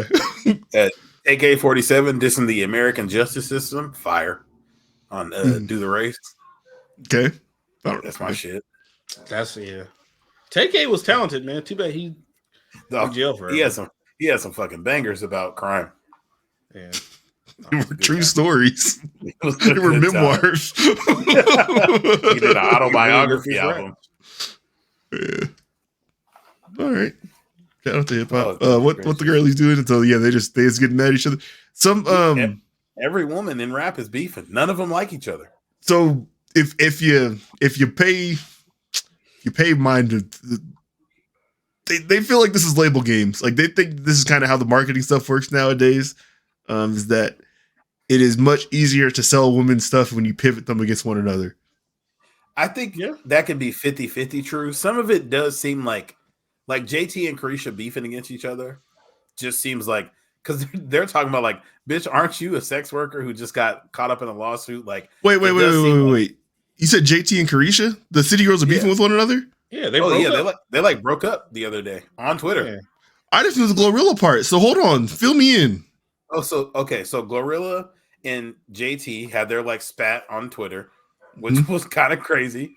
JT told her, Glorilla posted all of JT's mugshots and was like, "Bitch, you never got arrested for doing nothing violent. You were just stealing." And then JT posted the blank one at the end. It was like, "And my next one's gonna be for poking you up on that air mattress you used to live on." Like they were cooking each other up. They had some good shit going on. Damn. But then JT a couple days later, Young Miami came out a couple days later and was like, "Oh, you spent the whole weekend like sneak dissing me, blah blah blah blah blah." And then JT was like, "What songs are about you, or what's about you?" And then Carisha responded with like, "Well, you're talking about me on this and this." And then they're like going back and forth on like, "Bitch, I thought you were my friend. I always used to big you up." And then it got into like, who was the first person you called when the Diddy shit came out? You was over there being a hoe, talking about pink coke and like all this. Like JT was digging into the lawsuit and like all this other shit, pulling up old tweets for where she was calling people who used to say Carisha was better than JT. She was like, "Yeah, because you bitches are sex workers," and she was saying that in like 2019. Wait, so they're not related? No. I thought they were sisters. Nah, that's the City Girls. That's the rap shit where it's like, no, they're just homies who like did the same stuff, but both can rap. Oh, wow. Yeah, they're not related at all. I'm learning a lot. They were going the fuck in on each other. Obviously, Glorilla and JT fell out. But earlier in the week, like the last day we recorded, I think, Ice Spice and Cardi were going at it because some TikToker called Cardi B a Mexican or called her ghetto. And I thought they were like just had a misunderstanding or explaining things to one another. That didn't seem like it was. It probably was more of that. Yeah, but then people started breaking down like all of these girls are team Nicki, all these girls are team Cardi, and like so they're all going at each other. Yeah. And it is like, well, yeah, these people are beefing with these people from like that's really it though. That's the line that's drawn in hip hop is team Nicki. Who team are you Cardi. cool with? Yeah, it's also crazy that Cardi got a team, and she got the Avengers with her because they're kind of winning. Well, because she's like the woman version of a Drake feature. Yeah, she'll get your shit out of here. She seems like a girl's girl, and Nicki seems like she's gonna bring you around her niggas' weird friends. But I think Nicki's more of the old style where she's like I want to say like a Mariah Carey, like that style of like superstar, very much of the machine type of thing. Yeah, respect me and what I've done. Don't question me. Yeah, like and she has the accolades to back it up. But like, she's the Titan and everything, and doesn't really want to mingle and play nice with folks. It's you're in my kingdom type of thing. Yeah, for sure. And if you bow down, she takes you in, and if you don't, it's beef. And that's how come they said they felt like Lotto was shooting at Ice Spice, like because they're on the opposite sides of that. Like Lotto's on Cardi's side, and Ice Spice is more so on Nicki's. Again, Cardi's got a team, brother. Yeah, they both got a squad. Who Nicki got? She just got Ice Spice, and Ice Spice ain't no dope artist like that. She can't go. She one of the biggest as far as like women's go. Man, just saying like Ice Spice ain't gonna be here next year, bro. I don't think that. I think this shit's gonna fall off soon. I don't know, man. That last year, Ice Spice got some bops. I don't think she's that big. But she got some bops. That last song she put out is fucking terrible. If that's they spin it though, the kind of artist that think you're the shit, the fart song. Oh, that people shit gets that regular song? Play over here. Oh, they spin it. They spin it. Oh hell no! I mean, she's under like Taylor Swift's wing now too, so like she's in a different stratosphere. Like she doing some other shit. I even asked my younger sister what she thought about this. So she's like, "This shit's kind of trash." I'm like, "Okay, I'm not just an old nigga." She got a Dunkin' Donuts commercial. Like, no, she's big time for real. Oh yeah, I hope she's cashing in on all this popularity and this fame she got now. Because if that shit dries up, and she gotta make music to, she don't got it music. I don't know. She do got a machine push behind her, showing up at the Super Bowl with Taylor Swift and being. That's what I'm saying. I think like music. No, you can look at it differently now because like we said, like Cardi has been wildly successful. Because she pops up and does these features or maybe a single every now and then, but she doesn't do projects. Like that is a real pathway now, especially for women. Cause like, there's so much more ways you can get yourself out there and be like present and be relevant, versus like male artists. Like, where's the music? Like you can't be feature god on the male side. Like we still need albums from you. So Cardi's capable though. She can make a solid project. Probably. She just hasn't. She has only made one. Yeah, quite a while ago. She does have another one coming out, I think this summer or like. I mean, she's had another one coming out for a while. It was just they've been there for a minute. I don't know when we get another Cardi album. Yeah, it's been a hot minute since we got one. All right, I think that time running out. Ice Spice fine though. Like, hey, she thick as hell. But I don't know. See nobody talking about her music. Like with the other stuff, I feel like we see other people talk about like, hey, her music is kind of straight. Like even like dudes, like I'll see like dudes like, hey, this song's kind of straight or this project ain't bad. I'm not sure we're anywhere near the core demographic. I think Ice Spice is like 20 years old. Yeah, that's true. Yeah, but even like some of the other younger, like I've seen like how old do you think Lotto is? Lotto's probably like what mid 20s. If I don't know, Lotto's been rapping for a long time. So yeah. It's I don't know. I feel like a Lotto. Like I think I played her last project. I'm like, okay, I'm not the audience for this, but there's some talent here, and this is straight. Like, this don't sound bad. I tried to play the Ice Spice project. I'm like, yo, all 8 of these songs sound the same, and this is like some lazy kid shit. Like this. I tried to play it one time and wasn't feeling it myself either. But like I'm saying, like I don't think we are supposed to. It's clear that she is doing what she's supposed to do though, because her shit's popping. So that shit. No, hey man, get your money. Yeah, somebody's out there playing it. Have you seen the shit with J-Lo? No, something like recently happened with her? I don't know what happened. I think she has a doc coming out or she has like an album and a tour or something, but they're saying like her tour numbers weren't like doing all that. Like just, that's why it got canceled or something like I don't know if it got canceled. I think like the it starts like in June, so she still has time to like sell more of it. But she's getting like a lot of like hate online now. Like folks are. I've been a big J-Lo hater recently. I'm very locked in on this. Okay, so I wasn't aware of like she's again like a manufactured entity basically. Brother, so listen, people say that she had back to back. I think days.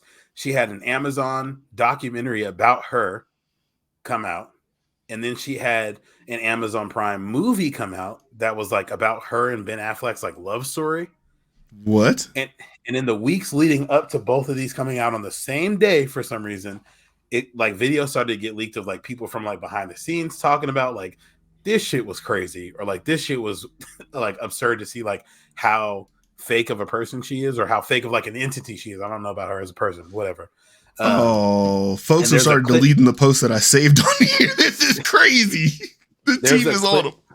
There's a clip from the show, the documentary before it came out of like her talking about, okay, call Taylor Swift and see if she wants to be on it. And they're like, well, we called Taylor Swift. We called like all these different celebrities. And it's like, well, this person has a wedding to go to. Well, this person's going to be on tour. This person just said they don't want to do it. This person said like all these people saying they don't want to be involved in it, which they were naming people was like, why would they be in a Jennifer Lopez documentary? Like she's just calling people to see if they would do it. And then the clips from the documentary once it came out were fucking crazy. Like there's clips of her like sitting on a bench, like looking in the camera, like messing her hair up. Like this just reminds me of days when I was 16 and on the block, that crazy little girl running around in the Bronx. Like seems very staged. They asked her what her like go-to order from the bodega was, and she was like, ham and cheese on a roll, an orange drink, if you know, you know, and a small bag of chips. So then you have dozens of people from the like New York area. Like if you go into a bodega and ask for this, they're gonna be like, what the fuck are you talking about? Like you Orange can't drink, order mama. an orange drink. There's 46 orange drinks in the store. What it's not if you know, you know type shit. So yeah, they've just been. I'm sure that's what a lot of these tweets that you have are, where people. No, I had good shit on here. People said that she was like a fraud, like for saying like that she had asked for all those years too. And there was a dancing clip on here that I saved, and it's gone. Yeah. They've been pulling up the videos of like her like singing in pre warm ups for shows, and it's on the documentary where it's like, oh, she can't fucking sing, and then they have people behind her like singing, and they're like, yeah, just turn up mic 3. Yeah. So there's I had multiple on here, but apparently a lot of her songs, like the hook, it'll just be like the background dancers or the background singers vocals, like you said, like turned up to the maximum. This girl here that I saved, she was the lead vocalist for Jenny from the Block. Yeah. Hold on. Vocalist? Well, she's the backup one, but they use her audio. So hold on. Yeah, people have always said if you listen to any J-Lo song and you think about Ashanti, you're gonna hear Ashanti. There was that one, but yeah, that was Ashanti's vocals like turned up hella high. So this girl, her name is I think Natalie Ramos.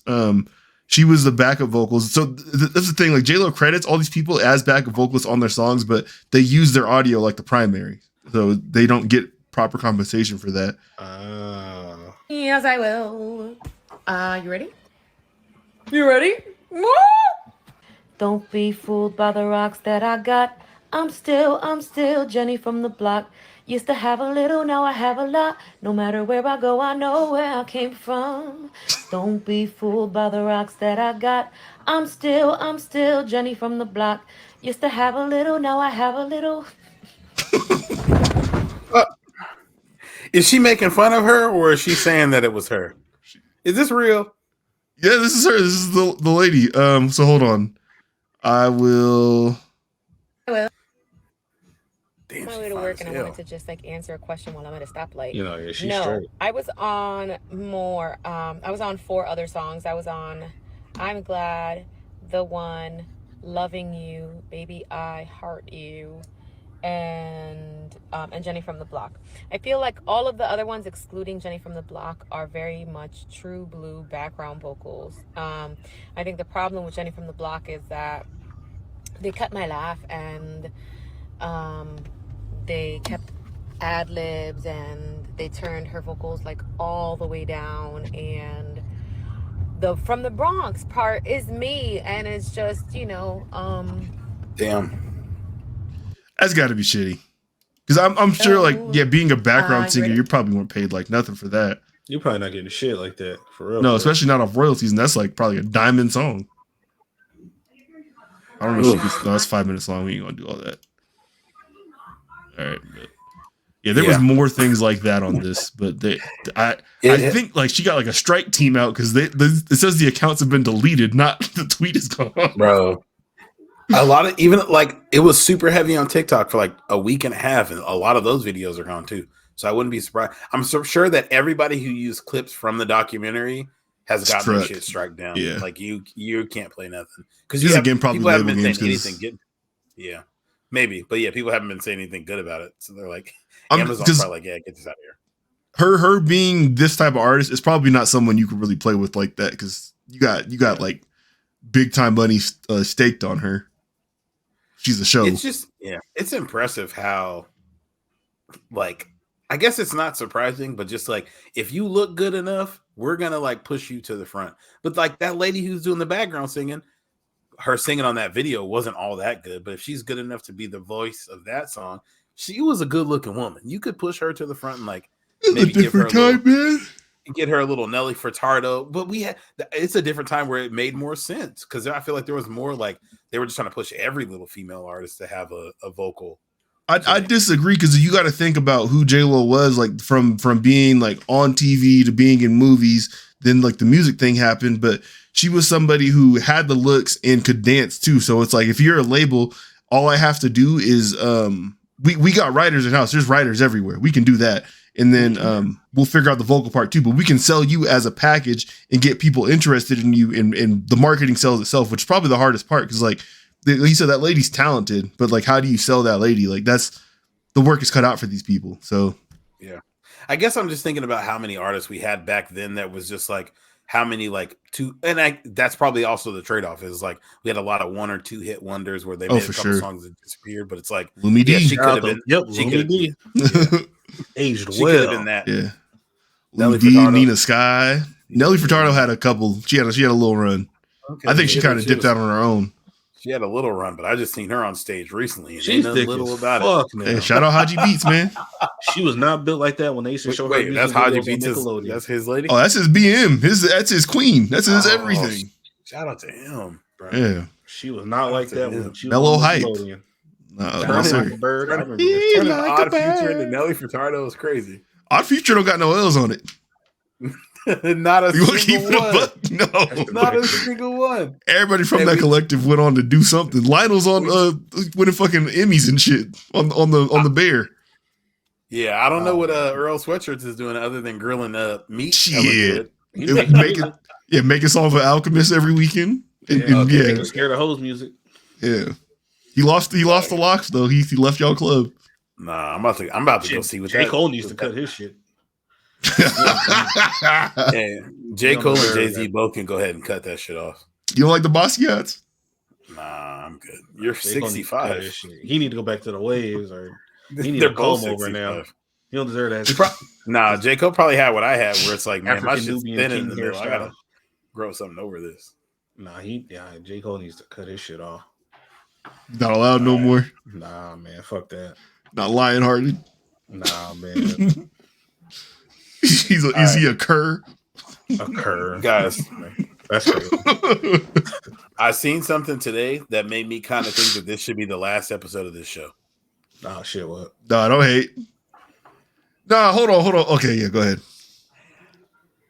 I'm ready. I don't think podcasts should exist anymore. I'm ready. Go ahead. It's I hate how ready you are. So Michael Porter Jr. and Lana Rhodes, I believe it is, have a podcast together. I believe it is. Shut the fuck up. You know who that is. Niggas love doing that. That's crazy. Like, oh, what's her? No, he was right there in the party when they. All right, never mind. Oh, okay. You always got to come back to me. That's crazy. No, because you just let him do it when I brought old girl up. Everyone was like, who? Like owls.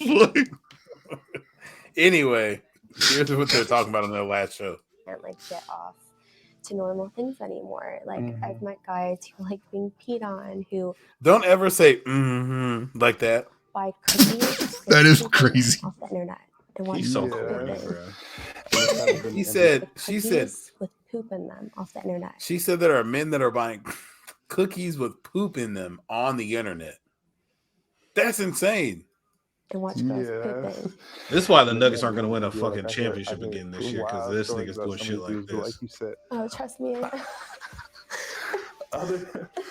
Be a straight man, but they've done so much stuff with so many pretty girls, and they have so much access to pretty girls that, you know, now they're over here messing with trannies, or now they're over here. Can't say that, Michael Porter Jr. Messing with dudes, and it's like, this nigga's such a crazy. Why'd you put those two next to each other, Michael Porter Jr.? What are you saying? This nigga's corny, bro. Like, dog, nobody wants to hear your. It's just him. Man, dog, that shit is so lame, bro. Nobody wants to. I don't want to hear your thoughts about shit and you trying to like gossip you with like a porn star. I don't. You could have put a comma between everything you just said. Like, I don't really want to hear his thoughts about anything after I've heard his thoughts about things in the past. I definitely don't want to hear about his thoughts with things with a porn star. He's gossiping about NBA players. My brother, you don't think rubbing peppermint oil on you is the same thing as a vaccine? It's corny, bro. This is shit. I don't know what the first thing was. Oh, okay. This nigga, bro. Oh, so what porn stars do you like to? Because doesn't she allegedly got like a kid with like? Yeah, Blake Griffin. Yeah, that's the NBA intersection right there. What are y'all talking about? Come on, bro. This shit is whole shit. All she's talking about is fucking athletes. No, okay. So y'all clearly y'all didn't watch the podcast then. Nigga, fuck absolutely no. not. So hold on, is that the one? Hold on, wait. So is that the one clip you've seen? That's the second clip. I've seen a couple clips from the first. Okay, episode. so the point of that conversation had to do with the thing we've talked about on here in the past. Is like, why do so many people in that industry who are women, when they leave or even when they're in it, they end up like dying or having like bad shit happen to them? Because she left rather quickly after like a quick rise to stardom. And that was the point of the conversation. I don't know when they got into this bag because that's not how we opened it. The life expectancy of like porn stars is exactly. Like so that's why I thought like, okay, like yeah, this probably is a conversation to have because like that was a question that like I had at least, and I had it on here that I do think people probably need to look at. Like, what are the parts? What is going on over there that is not being talked about or shown to folks? Because nigga, shame. What do you mean? What's not being talked about? We know why. I mean, it's potentially, but some people are like proud and happy to be over there, and then bad shit happens to them. Aren't. Like, bro, can you imagine? Like, bro, you just got DP'd, and then you gotta go home to your parents, and like everybody can see that show on the internet. Like, bro, you can't explain that to your loved ones and your family. Think about it. Like, if you're a woman in that industry, like, man, yeah, fuck it, I'll say it. I respect the men that can like wife some of them up because like you a better man than me. I'm not doing that. Like I can't have the woman I want to build a future with 30 dudes just busting on her face and then they kick her down a flight of stairs. Like, from what I've seen though, like a lot of them, they basically like exist in their own sort of like a sphere of sphere social circle or whatever. But then you have some who are able to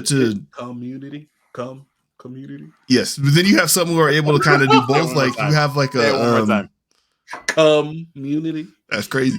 But then you have like people like I'll say like Violet Myers, for instance, who's like a popular streamer, is popular on YouTube, like does things that are completely unrelated to that and is able to carry the fandom in both ways. So it's like it's not like you necessarily 100% have to go like hide your face and like live in a fucking hovel because you did these things on tape. But like for some people that tends to be like if what you're saying is like shame is the reason for it, that's kind of how they feel like they have to move. And I think it's this weird thing that kind of does need to be talked about, I guess, of if this many people are indulging in this product, how come they feel the need to then chastise and look at these people differently when it's clearly an act. Like it's like wrestling basically. It's like it's not real. Yeah, but you can like, you can take your kid to work day and wrestle. No, but they're doing it for a purpose. They're doing it for entertainment. They're doing it to sell a product. They're not like I get it. Doesn't mean that's necessarily how they're moving outside of that. You know? Yeah, that's true. They're willing to do these things on camera that most people aren't willing to do, but it doesn't necessarily make them less scrupulous in their day-to-day life than a normal person may be. Oh yeah, I think that's still be a regular person. That's the same thing with anybody who's in the public eye. Like people talk to celebrities crazy when they've been in crazy roles. Like we've heard about like people who are villains on shows that like they can't get other work or like people talk to them crazy. And it's like, the dude Joffrey from Game of Thrones, who I think of first, where it's like he can't get other jobs because it's like we all say fuck that guy when we see him. We know that was a role. We know that wasn't like him for real, but it's like I think porn is so much more stigmatized than even acting, where it's like you might not see Joffrey on the street and like wild out on him, but if you see like, oh, I caught my husband watching a Violet Myers tape, or like I seen a bunch of her on his screen or something like that, and then I see her out in public, or if that's my kid or like my grandkid or my cousin, I'm gonna act different towards them because like you're doing some shit that I don't like. Not that I don't agree with, and I'm not saying me personally, but like people are fucking weird about like talking about sex. Just you said a boot Canadian. That was I don't know why. I'm mad that you caught it, but yeah, people are just weird about talking about sex and like any of that with anybody that they're close with. So then you see, I don't want to talk about you two niggas having sex with anybody, but if I see you on screen. Like, hey, this nigga Blake got 978 videos. What the fuck is going on here? I might. What if your friend had one video and you seen them on screen, and there was in a hotel? Nigga, hey, don't Jamal. Yeah, that's my niggas with ponytails. You didn't even have to say that. You didn't even have to say Everybody that. Got a ponytail. I technically got a ponytail. Right Everybody got a ponytail. You're right. Like both of y'all are right about it being taboo and it being looked at differently. But even if we know that, we can see that, we can address that, then I feel like if you work in that industry, there should be things within that industry that kind of help support you in that austere lifestyle that you're now living. I'm sure they got a hotline number. You're asking promise you they don't. The numbers on the ceiling of the Bang Bus were not the self-help hotline. You're asking for workers' rights in a country that doesn't have workers' rights for any other job industry, really. Like there's unions, yeah. Entertainment is union heavy, but I'm guessing on that side there's not. And they're fucking their way to the top. They're not caring about the politics of the union. A couple top dogs. That's just like the UFC for real. You got a few people who are making the big bucks. Everybody else just getting 10 to show, 10 to win. You know it is. It's exactly how it is. So like like any union. Hey, it's gonna get a little tricky, or at least any union that's like paid on scale like that, where it's like you earn by like ability versus like just working here. We need a SAG Astra for the sex workers, yo. I think it's just like that career path can have such a short like shelf life. It's kind of like, damn, like I think I fucked up my future. Cause let's say like she does this shit from like 21 to 27. It's like, damn, I'm only 27 years old. I'm not it. They said it'd be like 19 to 21 for real. And like at 23, you're getting shown as a MILF. 21 to 27 is a long ass time. Yeah, that's true. But even still, it's like, damn, like I can't, like I'm known for this. I've kind of ruined relationships with like some of my family and friends and loved ones with doing this. I can't I don't really have like any like bullshit. I might not have any normal skills where I can go get like a regular job, and then like people might look me up on the internet and they see this like, oh, I don't want to hire this person to do this job. It's like, damn, now I'm regretted. Now I'm depressed. Now I'm falling into drugs. My money's fucked up. I'm really not getting paid like that. And I see how it goes bad for some of them. And like, it sucks. Like for sure. I'm just saying there's got to be protections in place. This shit's going to keep going the way it's going. Or else just shut it down. Cause like it's way too toxic of a thing to like keep letting it go the way it's going. And if this is how society's going to view and treat it, like there has to be some protections in place for the people who are going to involve themselves in that. That's fucking crazy. Like that so many people will benefit, I guess, from what it produces or enjoy what it produces, but then just like treat them like fucking people in the gutter, I guess, sort of like when it's like, oh, that person just fell down and died, or they overdosed, or whatever the fuck happened, and it's like, okay, on to the next. Like, unfortunately, that's how it's gonna be, man. Because like, hey, man, this is a terrible and a crazy quote. But Sugar Free said it, man. A batch of bitches turn 18 every day, man. There's gonna be new chicks popping up, man, in the game, and it is what it is. And I think part of the problem with that is how like normalized our society is with sex work. Like Jamal, you just saying that quote, which was crazy. When we were in Vegas for the first time, we went past a strip club where it said high school grads apply here. Like there's a pipeline of like, hey, if you don't think you're that smart, if you don't think you're like able to go put yourself into college, into the workforce, but you need to make some money, you can come strip. And if you can strip, you can sell your pussy. If you can sell your pussy, you can probably get on a porno. If you can get on porno, and if you like crank it up enough, you can make some money for real. And like, it's got to be looked at differently than that. If there's a prison to pipeline, or there's a public school to prison pipeline, there's a public school to pussy selling pipeline that we can never beat. Because that's just the way the system's set up. You need to be making money. And if I got one thing I know I can make money off of, I might make money off of it. This gotta be. Yo, niggas be broke and be wanting to sell they PlayStation 5. Chicks get broke and they want to sell pussy. That's crazy. It's literally the exact same thing. But you can sell one more than once. You're also right, and the one that you can sell more than once is way more profitable. Like, I know we're all laughing and it's crazy and it's a joke, but that's really how we operate. Like, hey, what would you do if your son was at home crying? I'm saying things have to change. I'm not disputing the situation for a little bit of money, and his daddy's got Yeah. And hey, man, some people just handle things well. Like, obviously it's not bothering some people, because some people we've seen, like some of those actresses and actors, they do other stuff outside of there, and they've kind of rebranded themselves. I see shout out to Kendra Lust, man. I think she has like a little sports radio show on Sirius XM or something like that. She be at all the Pistons games, so I'm trying out for the Pistons next summer. There's hella like sex workers who have had 6 or 7 videos like kind of pop off on Pornhub or something like that, but they might have just been hoeing around their town for a little bit that are like GMing like a Safeway. Like they got a good job now. Like they don't got to worry about that shit no more. But like that's what they did. Crazy it would be. Like you're at Safeway, you finna just go pick up some Fresca, and you see a chick from a porno with the I do not think that that's that crazy. It's probably more likely. It's probably more likely than you think it would be to see a woman on a video like that, and then see them out like running a store or something like that. No, man. Hey, man. Yeah, well, one of the homies showed us that clearly money a real estate agent now. I ain't gonna say no names. Who showed me that information? I was looking to get you a cameo gift. That's what it was for your fucking birthday. I think you got David Garrard instead. Bella Anderson and David Garrard is crazy. Yeah, well, that says more about you than it does about the person looking to get you the gift.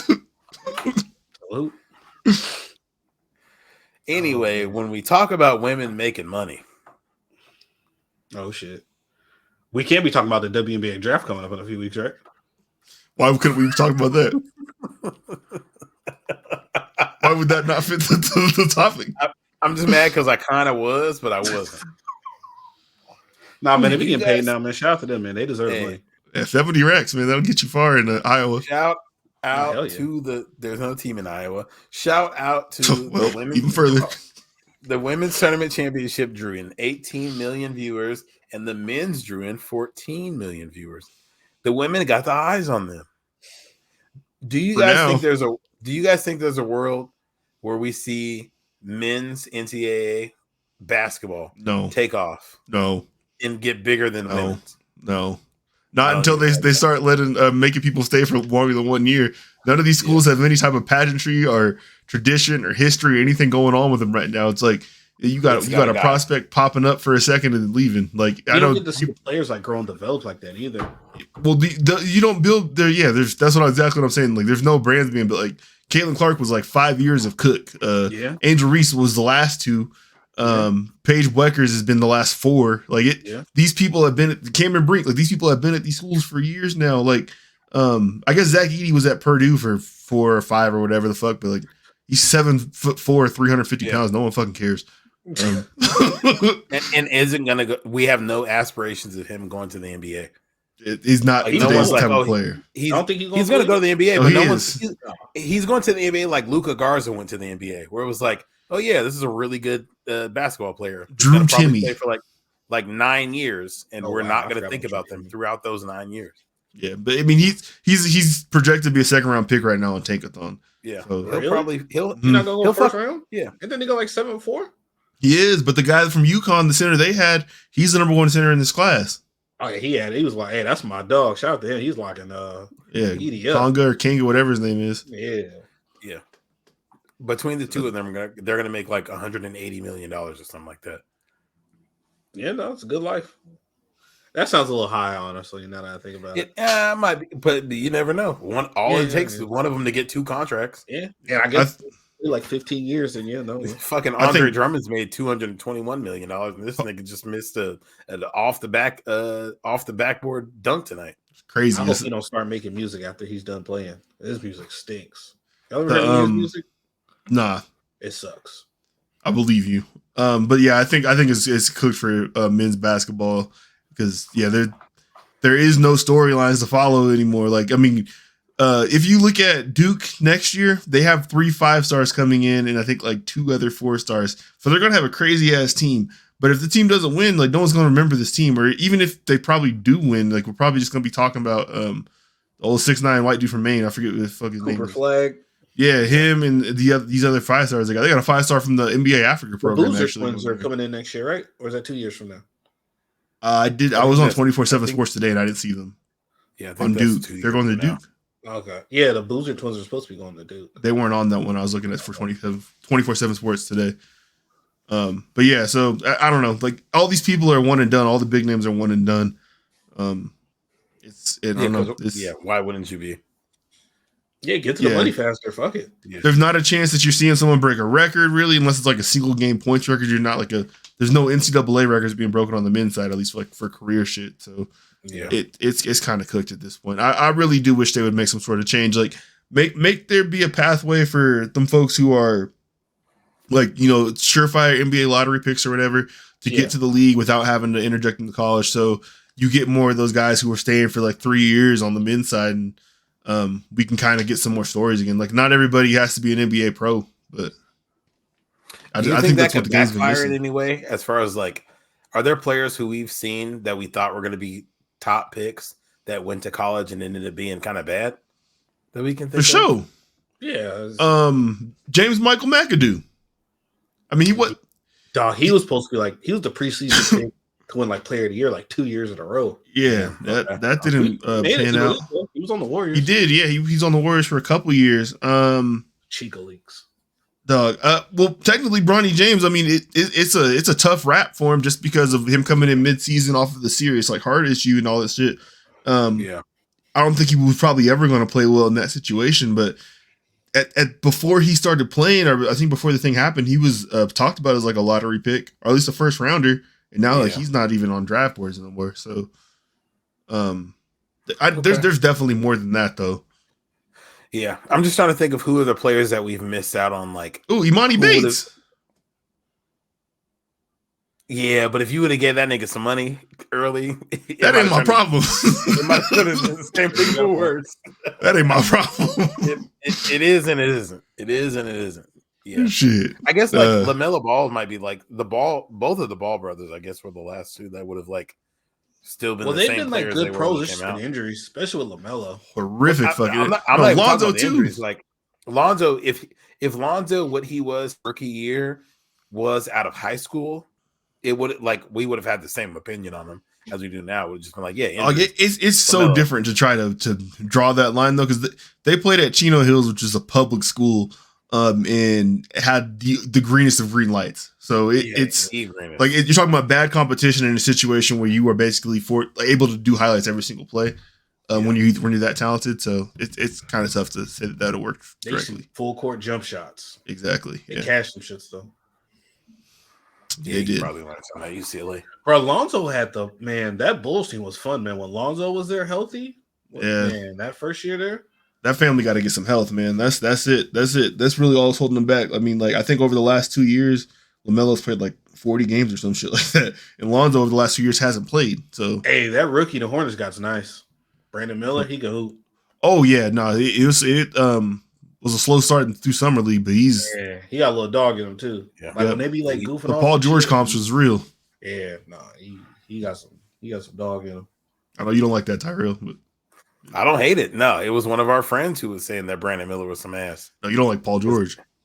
Oh, yeah. As long as Brandon Miller ain't a bitch ass nigga, he can cook with me. That's crazy. Brandon Miller brings the burner for you too. No questions asked. It is right. That did happen. Allegedly. Anyway, what else we got to talk about? Trailer today. This is you guys tap big ass bracket down here. What happened? The Joker 2 trailer came out today. I've not watched it. Is it watchable on here? Fuck. Jamal. I'm just saying, don't nobody give a fuck about that. One of his favorite movies. So who's Blake? The Joker. I'm the only person in here that hasn't finished that movie. Oh, for real? Are you serious? Yes. So lie again. That's your bag. You should say that shit all the time. You don't care about that fucking movie. People love is this not going to get bigger? That movie is going to make $1 trillion in box office. I don't think it will. It's going to do numbers, bro. They said because that last one made hella money, and this shit got Lady Gaga and it's a musical. People love musicals, bro. No, it's going to do well. I mean, again, I think this is one of them things where it's just never going to hit for us, but there's definitely a crowd for this, and I think it's probably going to do well with them folks. I think the people that hate musicals will not be watching this movie, and that might have been most of the good reviews for it. I don't know, man. People love Joaquin Phoenix.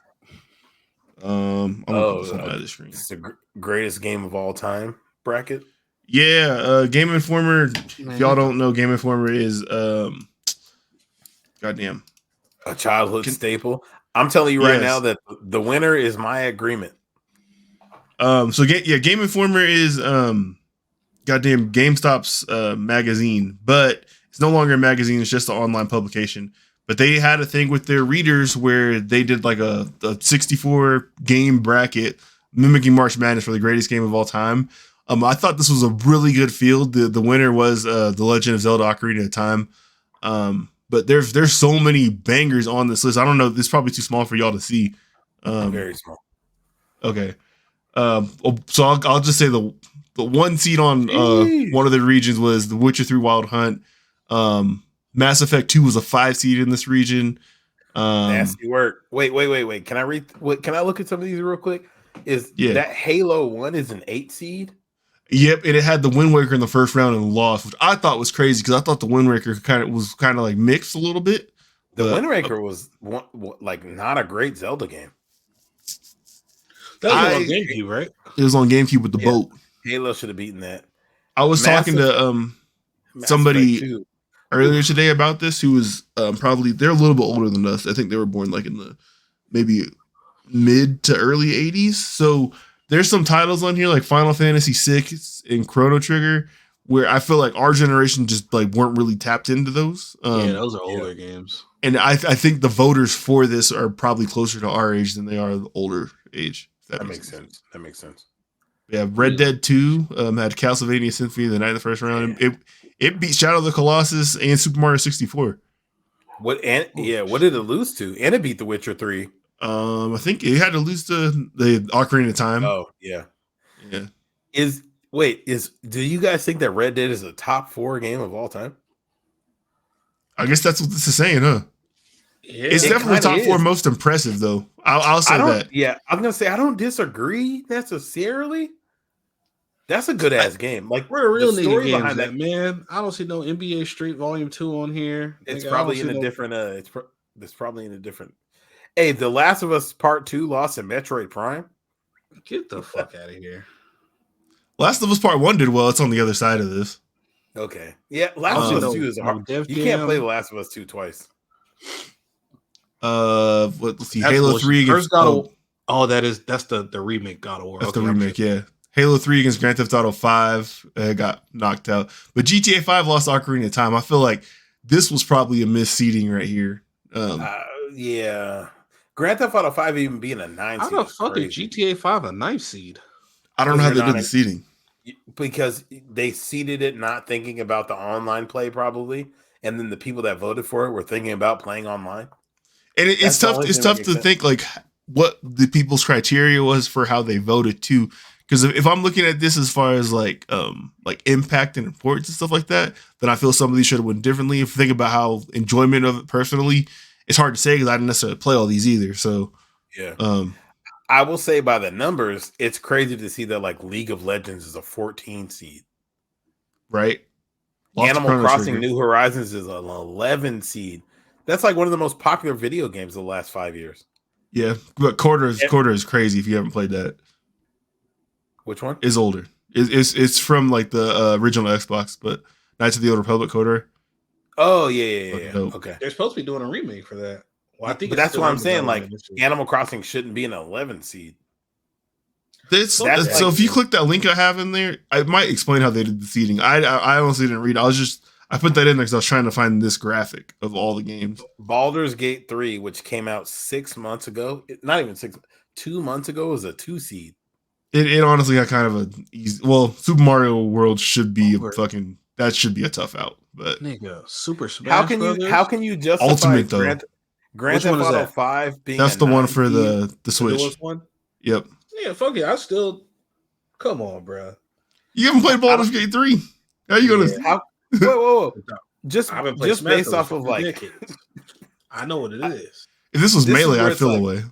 Do these games go off of like sales or like popularity or what? Because Grand Theft Auto 5 being a 9 seed and Baldur's Gate 3 being a 2 seed. That sounds like crazy. Well, I don't know why GTA 5 is a 9. I'll say I agree with you on that, but Baldur's Gate 3 is one of the most awarded games of all time. So I agree. It has the reception, it has the love, it has the popularity, it has literally every box you want for it to be. Grand Theft Auto 5 might be based off of like all of the things you just said, the best game of all time. There's an argument for it. I'll agree, like I said, I agree with you. It should not be a 9 seed. Yeah, it just that disparity makes no sense to me. Let's see which 1 seed it should, or 1 or 2 seed it should have knocked off though. So we got down here. I just fucking passed it. Ocarina of Time was a 1 seed. That's a tough out. Baldur's Gate 3 is a 2 seed. That's a tough out in that region. Elden Ring 1 seed over here again. Crazy awarded, crazy popularity. Yeah. What was the 2 over here? Final Fantasy 7, one of the most popular games ever. One of the most popular brands in gaming ever. Yeah, Xenoblade. Grand Theft Auto 5 might be the most popular game ever. Commercially, I think it is the most successful game of all time. And it's 9. But it's also been sold on 3 platforms. Or 3 generations. There's a reason for it. I know, but it's a bit of a crazy like one offer. But yeah, I agree with you. It should be a 1 seed. Last of Us, 1 seed up here. Incredible game. We agree. Like BioShock is a 4 seed. Where's the 2 seed in this one? I love BioShock. Am I missing something? Where's the 2 seed? There is no 2 seed. No, it's got to be down some because I see 1 is 16. I scroll is 3, 9. No, yeah, no it's Breath of the Wild. Breath of the Wild. See, that makes fucking sense. I'm not you could bump something down, but like shit. You could, but I'm just looking at BioShock is number 4, Bloodborne is number 3, Metal Gear Solid is number 6. Like Grand Theft Auto 5 is a better game than all of the games that I just said, or I think should be in the conversation. Should be in the conversation. And a number 9 is like, all right. Are we positive it's a better game, or is it just like more commercially successful? That like I'm saying, like the experience you have playing that game, was it more revolutionary to you than like Metal Gear Solid or some shit? Like, is it Uchiwali or is it one mic? Like, are we going off of like popularity? Or are we going off of like writing? Are we going off of mechanics? Like, I'm just saying, like, is the most popular game potentially of all time. Like more people have played that game than any other game ever, which makes this is the greatest games. Has to not be the 1 or the 2. And if you got like Final Fantasy X above it, substantially above it, it's kind of crazy. I'm just saying, I think if we ask the 3 of us, what is like the greatest, like name the 3 greatest games you ever played, none of us are going to say Grand Theft Auto 5. All right, but then if we pull up our gaming lobbies and like our numbers and see what we've played and see that all of us have like 350 hours into GTA 5? I don't think I do. I think you're gonna scroll down that list pretty far of mine. You'll probably find like a golf game above that. You'll find a bunch of 2Ks above that. You'll find a bunch of Maddens above that. You'll find Call of Duties above that. Like, I'm not not knocking Grand Theft Auto 5, but like, I personally like. I felt like what Red Dead 2 did was like revolutionary and like was an incredible experience that I haven't had again in the game. Grand Theft Auto felt in my mind like more Grand Theft Auto, which is not bad and not trying to slide it, but it's it didn't reinvent the wheel, I guess, in that sense. They're incredible games though. Everything on this list is fucking incredible. I think this is a really good bracket. Yeah. Obviously everything on here is great. I'm not like discounting everything on here or anything on here. It's just hard to believe that you can have GTA 5 that low. Yes. Against all of this other stuff. And I agree with the winner. Like I would still, regardless of all that, have the winner be the same. And I'd have a lot of the matchups be the same. Last of Us 1 is one of my favorite games of all time. That should work its way through. Yeah. Mine wouldn't have ended like this personally. Mine would have been Mass Effect 2 right here, but to each their own. Like, all right. Okay. I tried this game and I got stuck in the water temple and I was like, fuck that. We were also like 8 when we played it. No, I did this on the DS. Okay. Yeah. Now, Mass Effect 2 is my personal favorite game of all time. I think it's I think Cyberpunk is the best game ever played. You know? As somebody who likes that game a lot, can't agree with it. Yeah. You'll get the hate out your heart eventually. Once I play the Phantom Liberty, maybe. I still haven't played it yet either, so I'm phony. Okay, that makes me feel better. Yeah. Hey, there's a lot of good games out there. I will say that. There's a lot of good games. I will say, yeah, if you're looking for shit to play, especially if you have access to like these older libraries, whether it be on your console, PC, or whatever, this Game Informer bracket that they did is definitely worth checking out. If there's some shit out here you haven't played and you see it on sale, I'd definitely go tap in. Yeah. Especially the newer stuff. Like Red Dead Redemption 2 really is like one of them ones. It's a fucking juggernaut, dude. It's a fucking good ass game. Yep.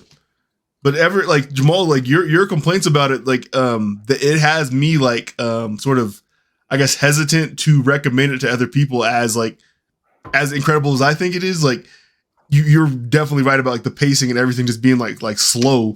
It's so fucking start. But you gotta ride the horse. It's hella horse riding. If you can't get past that, the game is never going to pick up for you because it doesn't really stop. Like you get fast travel, but even doing that, it's not point to click on a map. You got to go to a thing and then hop in a fucking carriage and fast travel. They said I guess there's no fast travel in Dragon's Dogma 2. It's similar to that. So that's ass. No, they have fast travel. You just got to pay for it. Dragon's Dogma 2? 2 or 3. Sorry, my bad. Dragon's Dogma 2. Yeah. No. Yeah, 3. They said you got to pay for it. Dragon's Dogma 3. 2, nigga. Oh. What are you talking about? My bad. Then 2 is the one where you got to pay for it. One of them you got to pay for it. If 3 don't exist, then 2 is the one where you got to pay for it. That's what we were talking about a couple weeks ago. The microtransactions. We are entering the Blake's hypothetical section of the podcast here.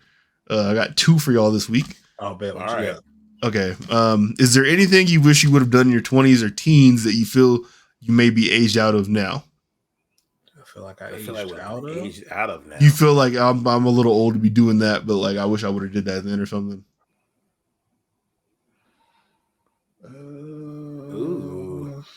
I think some of the water sports that my friends were doing when I was in my early 20s, like the skimboard and shit, like some of the wakeboard and shit, would have been super tight to do more of.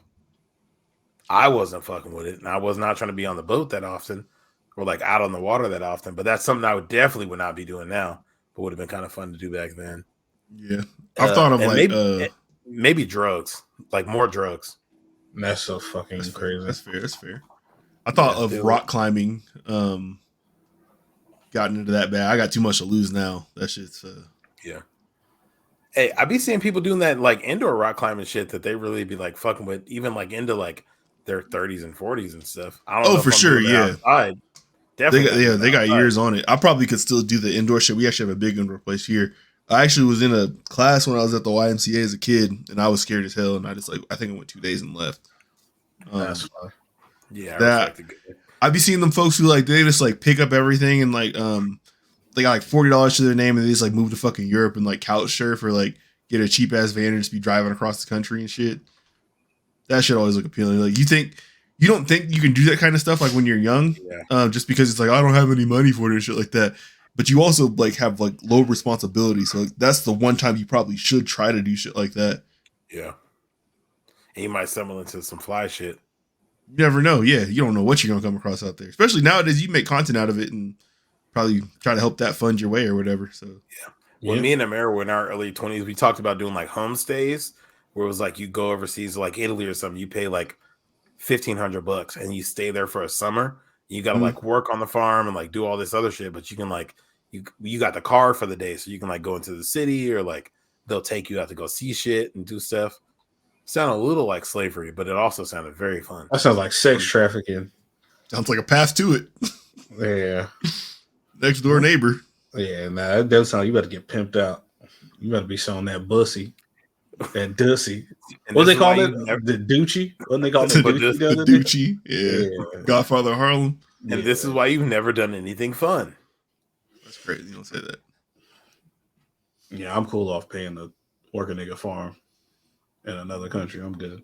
You got anything, Jamal? I can't think of none, honestly. All right. See, he don't want to do nothing. He just want to stay at the house, eat hot chip, charge. I be doing stuff, but I can't really think of nothing that's like crazy that like I feel like I'm too old to be doing now. You be doing stuff every week we come on here. We be like, "What you did this week?" You be like, oh, "Shit." Nah, because like, I guess like the only thing like I feel like I'm too old, like probably like getting like super fucking fucked up like how I used to when I was in my early 20s. But I kind of chilled out on that like years ago. Yeah, I don't yearn for that. I don't wish I would have done more of that. Yeah, like I'm cool off that. I don't drink to get fucking like I like to get drunk, but like there's levels to getting drunk for sure. Like wilding out where it's like, I'm trying to get fucked up because I don't work tomorrow. I don't ever say that anymore. I'm like, man, let me get a little buzz. I'm straight. I hear you. All right, next one. If mutants were real, are y'all down for leaving them alone and letting them rock, or do we gotta lock these muties down? No, we gotta integrate, man. We gotta kick it with them. I'm trying to marry one. What do you mean? You talking like on like some X-Men shit, like how they be having like all the like Yo, I'm with the motherfuckers who was riding the courthouse. Fuck that. That shit's scary. I didn't even know what stage of mutant are we at. Are we like? Oh, I'm thinking like X-Men shit. Yeah, you're just like X-Men. Like, are you gonna be a biget, or that's pretty much what he's asking? No, yes. But I'm saying like, are we like 100 years into mutants, or like, am I 30 years old and mutants showed up today? If a nigga could fly today, I'd be like, hey, somebody got to like lock him down real quick. That's what I'm thinking about. Everything in X-Men seems like they're more recent, like at least being like outward shit. Yeah. So yeah, because I think X-Men like the bomb in Hiroshima, that kind of got everything rolling where there was like more mutants on the planet and stuff like that. I think it activated the gene. And see, so that's what I'm thinking. Like, if it was like, hey, mutants popped up in the 60s, and by like 2020, by 1992, it was like kind of regular for there to be like a Wolverine running around or like a Cyclops running around. I'm not with it. Different. I might feel different because I was raised and like I was born and raised into a grown man, and mutants existed. If you're telling me like today that mutants started existing on April 9th, 2024, and I got to like live the rest of my life knowing that like Storm is out there or like Cyclops is out there, I might have Franklin fucking Richards is out there. Like that. Yeah, some of that shit is nuts. You gotta let them rock though, because bro, like if they want to do, bad, you don't want to kill you, bro. They gonna do what they want to do because they got powers, bro. Like what? Unless you kill them first. No, the way I look at it is they are just as susceptible to being good or being bad or being helpful members of society or bad members of society as the rest of this population. But the fact is, their powers of doing so may be for far worse than what us normal humans could concoct up. Like if you're Mr. Joe Broke nothing in the middle of fucking Idaho, and you just hate everybody, but you don't have any powers, you're just gonna hate everybody and be in your fucking studio apartment hating everybody. Yeah. But if you have reality altering powers and you hate everybody, like that's you're right. Yeah. If we found out, you remember during January 6th, there was that MAGA shaman dude. If we found out that he could like turn back time or if he could like shape shift, I'd be like, lock this nigga up now, kill him, blow him up. He has like serious issues. I don't know if you saw the Channel 5 shit with him. I did. That's my fucking point. If we found out that crazy. Nigga had powers to like, if he was Storm, if he could like control the weather, I'm like, absolutely not. No. Yeah. I'm saying we need some sort of like tracking or registry or some shit at least. Like, but then you just gotta be all scared of like white people with powers in for the most part. Cause like if white people just start getting powers out of nowhere, I'd be kind of shook. Like, I'm scared of fucking everybody, but I hear you. I was gonna say I'm kind of afraid of them now. What the fuck are you talking about? You somebody honk at you in traffic and you kind of like perk up like, all right, what do I need to do? Like, let me think about it. If you got to think about like this fucking Omni man behind me on his way home from work, he had a bad day. I don't want to be the one to find out. That's true. I feel like they gonna do what they gonna want to do regardless. Anyway, you gotta let them rock. Lock them niggas. Yeah, and I'm gonna do what I want to do and lock them niggas. It'd be too late when they're not cool. It'd be too fucking late. Put the nigga in the concentration camp or something. All right. Lock them down. We almost get to 2 hours. Pro Sentinel right here. Jesus Christ, Pro Sentinel. What the fuck am I gonna do? I can't have you having a bad day. You can just turn my insides inside out with your eyes. I'm good. So you gotta get in cool with them, man. Find you a nice mutant homegirl. All right. You find out the kid that's like bullying your like daughter is a mutant. And one day he might just like fuck her up. You're gonna be like, hey, we might be switching schools. Yeah, I guess there's nothing else you can really do. Absolutely. I don't know. Hey, bad shit gonna happen regardless, man. You'll figure it out. All right, yeah. Mutants and guns are the same thing if we're really being a buck about it. I guess so, yeah. Everyone has the propensity to own one and you don't know what they're going to do with it. Everybody has that pie out on them and you don't know how they're going to act. So act right around whoever you're around. How you been watching X-Men? You guys all caught up? Yeah. It's good. I like it. It's pretty good. Yep. This is the last thing. Well, destroying. Hope you get well soon. That's fucking terrible. Crazy way to go. I hope you don't ever play football again because fracturing multiple vertebrae in your neck, it's a wrap. Find something else to do. Yeah, the tackle looked terrible. I don't know if y'all saw that, but he led with his head. It didn't look good. Yeah, it didn't look good.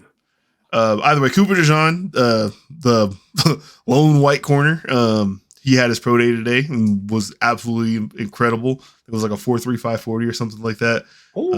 Dude was going crazy. He looks like all the way back. I know he had like some serious leg injury, but either way, I was watching I had the Pat McAfee show on in the background today, and they were talking about his pro day. I thought it was pretty funny. I'm going to share that. All right. See, his last name being DeJean makes me feel like he got some Creole ancestry. It's might something. Be one of us.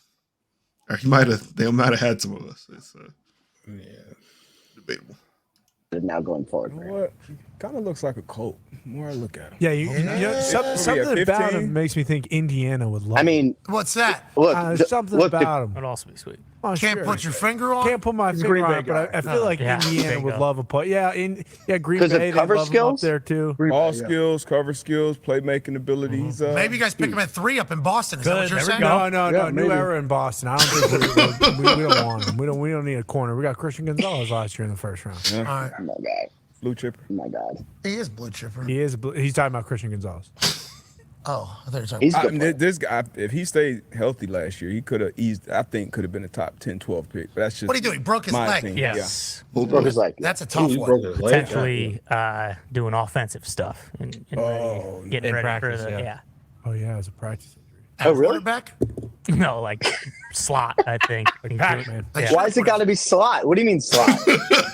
Don't flip this. I'm just asking. Oh, jeez. Son of a bitch. It was like all 4 minutes of this is basically them doing that though, like the wingspan lunch pail type of shit. Hey man, I guess if we can do it, they can do it. Yeah, that shit was funny. Yeah, that was good. I think Indiana would love this man. Play for the Colts. Yeah, Green Bay. Shout out Cooper DeJean. I hope we get him. We don't need him, but I mean, you might find out he's really a DeJean. Really, he's fucking cold though. Yeah, he's nasty. All right, y'all. Fuck him. Damn. Say no thoughts, Jamal. Hey man, I don't care. Noted. Got you. I can't wait to watch the draft with you guys. Yeah, a few weeks away. Yeah. Shit, this shit's coming up. See what he really about. We're gonna get some Masters recap next week. We can get some draft talk coming up soon. It's gonna be a good time. We got a lot of sports going on. Some NBA. We got a lot. UFC 300. I'm gonna be watching it this weekend. Yeah. Oh, that's this weekend. That's this weekend. Jamal Hill is fighting for the belt. That's the big one. Jamal Hill had the light heavyweight title. He had an injury, so he lost the belt. So Alex Pereira has the belt now, and he's coming back to get his title. But there's Justin Gaethje versus Max Holloway for the BMF title. There's a women's bout on there. I think it's Kayla Harrison, who was kicking ass in like the PFL. She's like an Olympic wrestler who went to MMA. And this is going to be her first time now fighting in the UFC. I believe she's on this card. Mm-hmm. There's like big names like from the early prelims like all the way to the end of the card. So it's pretty good. You got a fight parlay ticket for this weekend? Zhang Weili. Take her. I think I'll 5 odds right now. Yeah, I like Max Holloway a lot. That's my dude, but I think Gaethje's gonna get him. And I don't know about the main event. Alex Pereira is a fucking dog. He's the dude who knocked out Israel Adesanya that they had like bad blood with, and I think Izzy caught him. I think Izzy knocked him out and did like the dog humping thing, like emote above him. That's funny. Yeah, so they got for real bad blood. They be trading. So I don't know. Jamal Hill's like one of the best strikers in all of MMA though. So maybe he gets him. I really don't know. Zhang Weili's probably the only one I feel confident about though, because she hits like a fucking truck. So MMA. Also, Jamal, if you want to put some money on the Masters, put a little bit of money on Xander Schauffele. You like Xander Schauffele? Yeah, Schauffele. There we go. Oh, you like Xander Schauffele? Because he's plus 1,400. So you think Hill beats Pereira, Blake? I'd like him to, but I don't know if he does or not. Well, I see Justin Gaethje's on here. Yeah, I'd probably do Gaethje and Zhang Weili. If I was gonna do, I'd probably do a 2-legger of those two. Zhang Weili. Let me see if I can find that name on here. Some goddamn names. Yeah, she's Chinese. Holly Holm is fighting. She gonna get fucking washed. I think she fights Kayla Harrison. Yeah, dude. She plus 340. Yeah, she's gonna get washed. Okay, so there is 2 Chinese women on here, and there's one is Zhang and the other one is Yan. That's the one you're talking about, Yan, right? Yeah, her last name should be Wei Li, like WEI something. Nah, that ain't this woman on here then. Well, we'll get it figured out. That we'll tweet out the fight card. So if it's right, I can get the credit. If it's wrong, I'm like, hey man, this is Blake's pick. I don't watch that shit. That's trash. Appreciate it. But shit, y'all got anything else? Might be playing some more content warning this weekend too. Check that out. Yeah, I think I uploaded my play onto our YouTube channel. So yeah, I was watching for a play. That shit did look interesting. That shit is so fucking funny. I was crying, laughing, playing that game this last weekend. So, check that out. That's about it. Good, Mark. Appreciate y'all. We gone. Right. Episode 149. J. Cole, cut your hair off. Cut your hair off. You out the club. Yeah.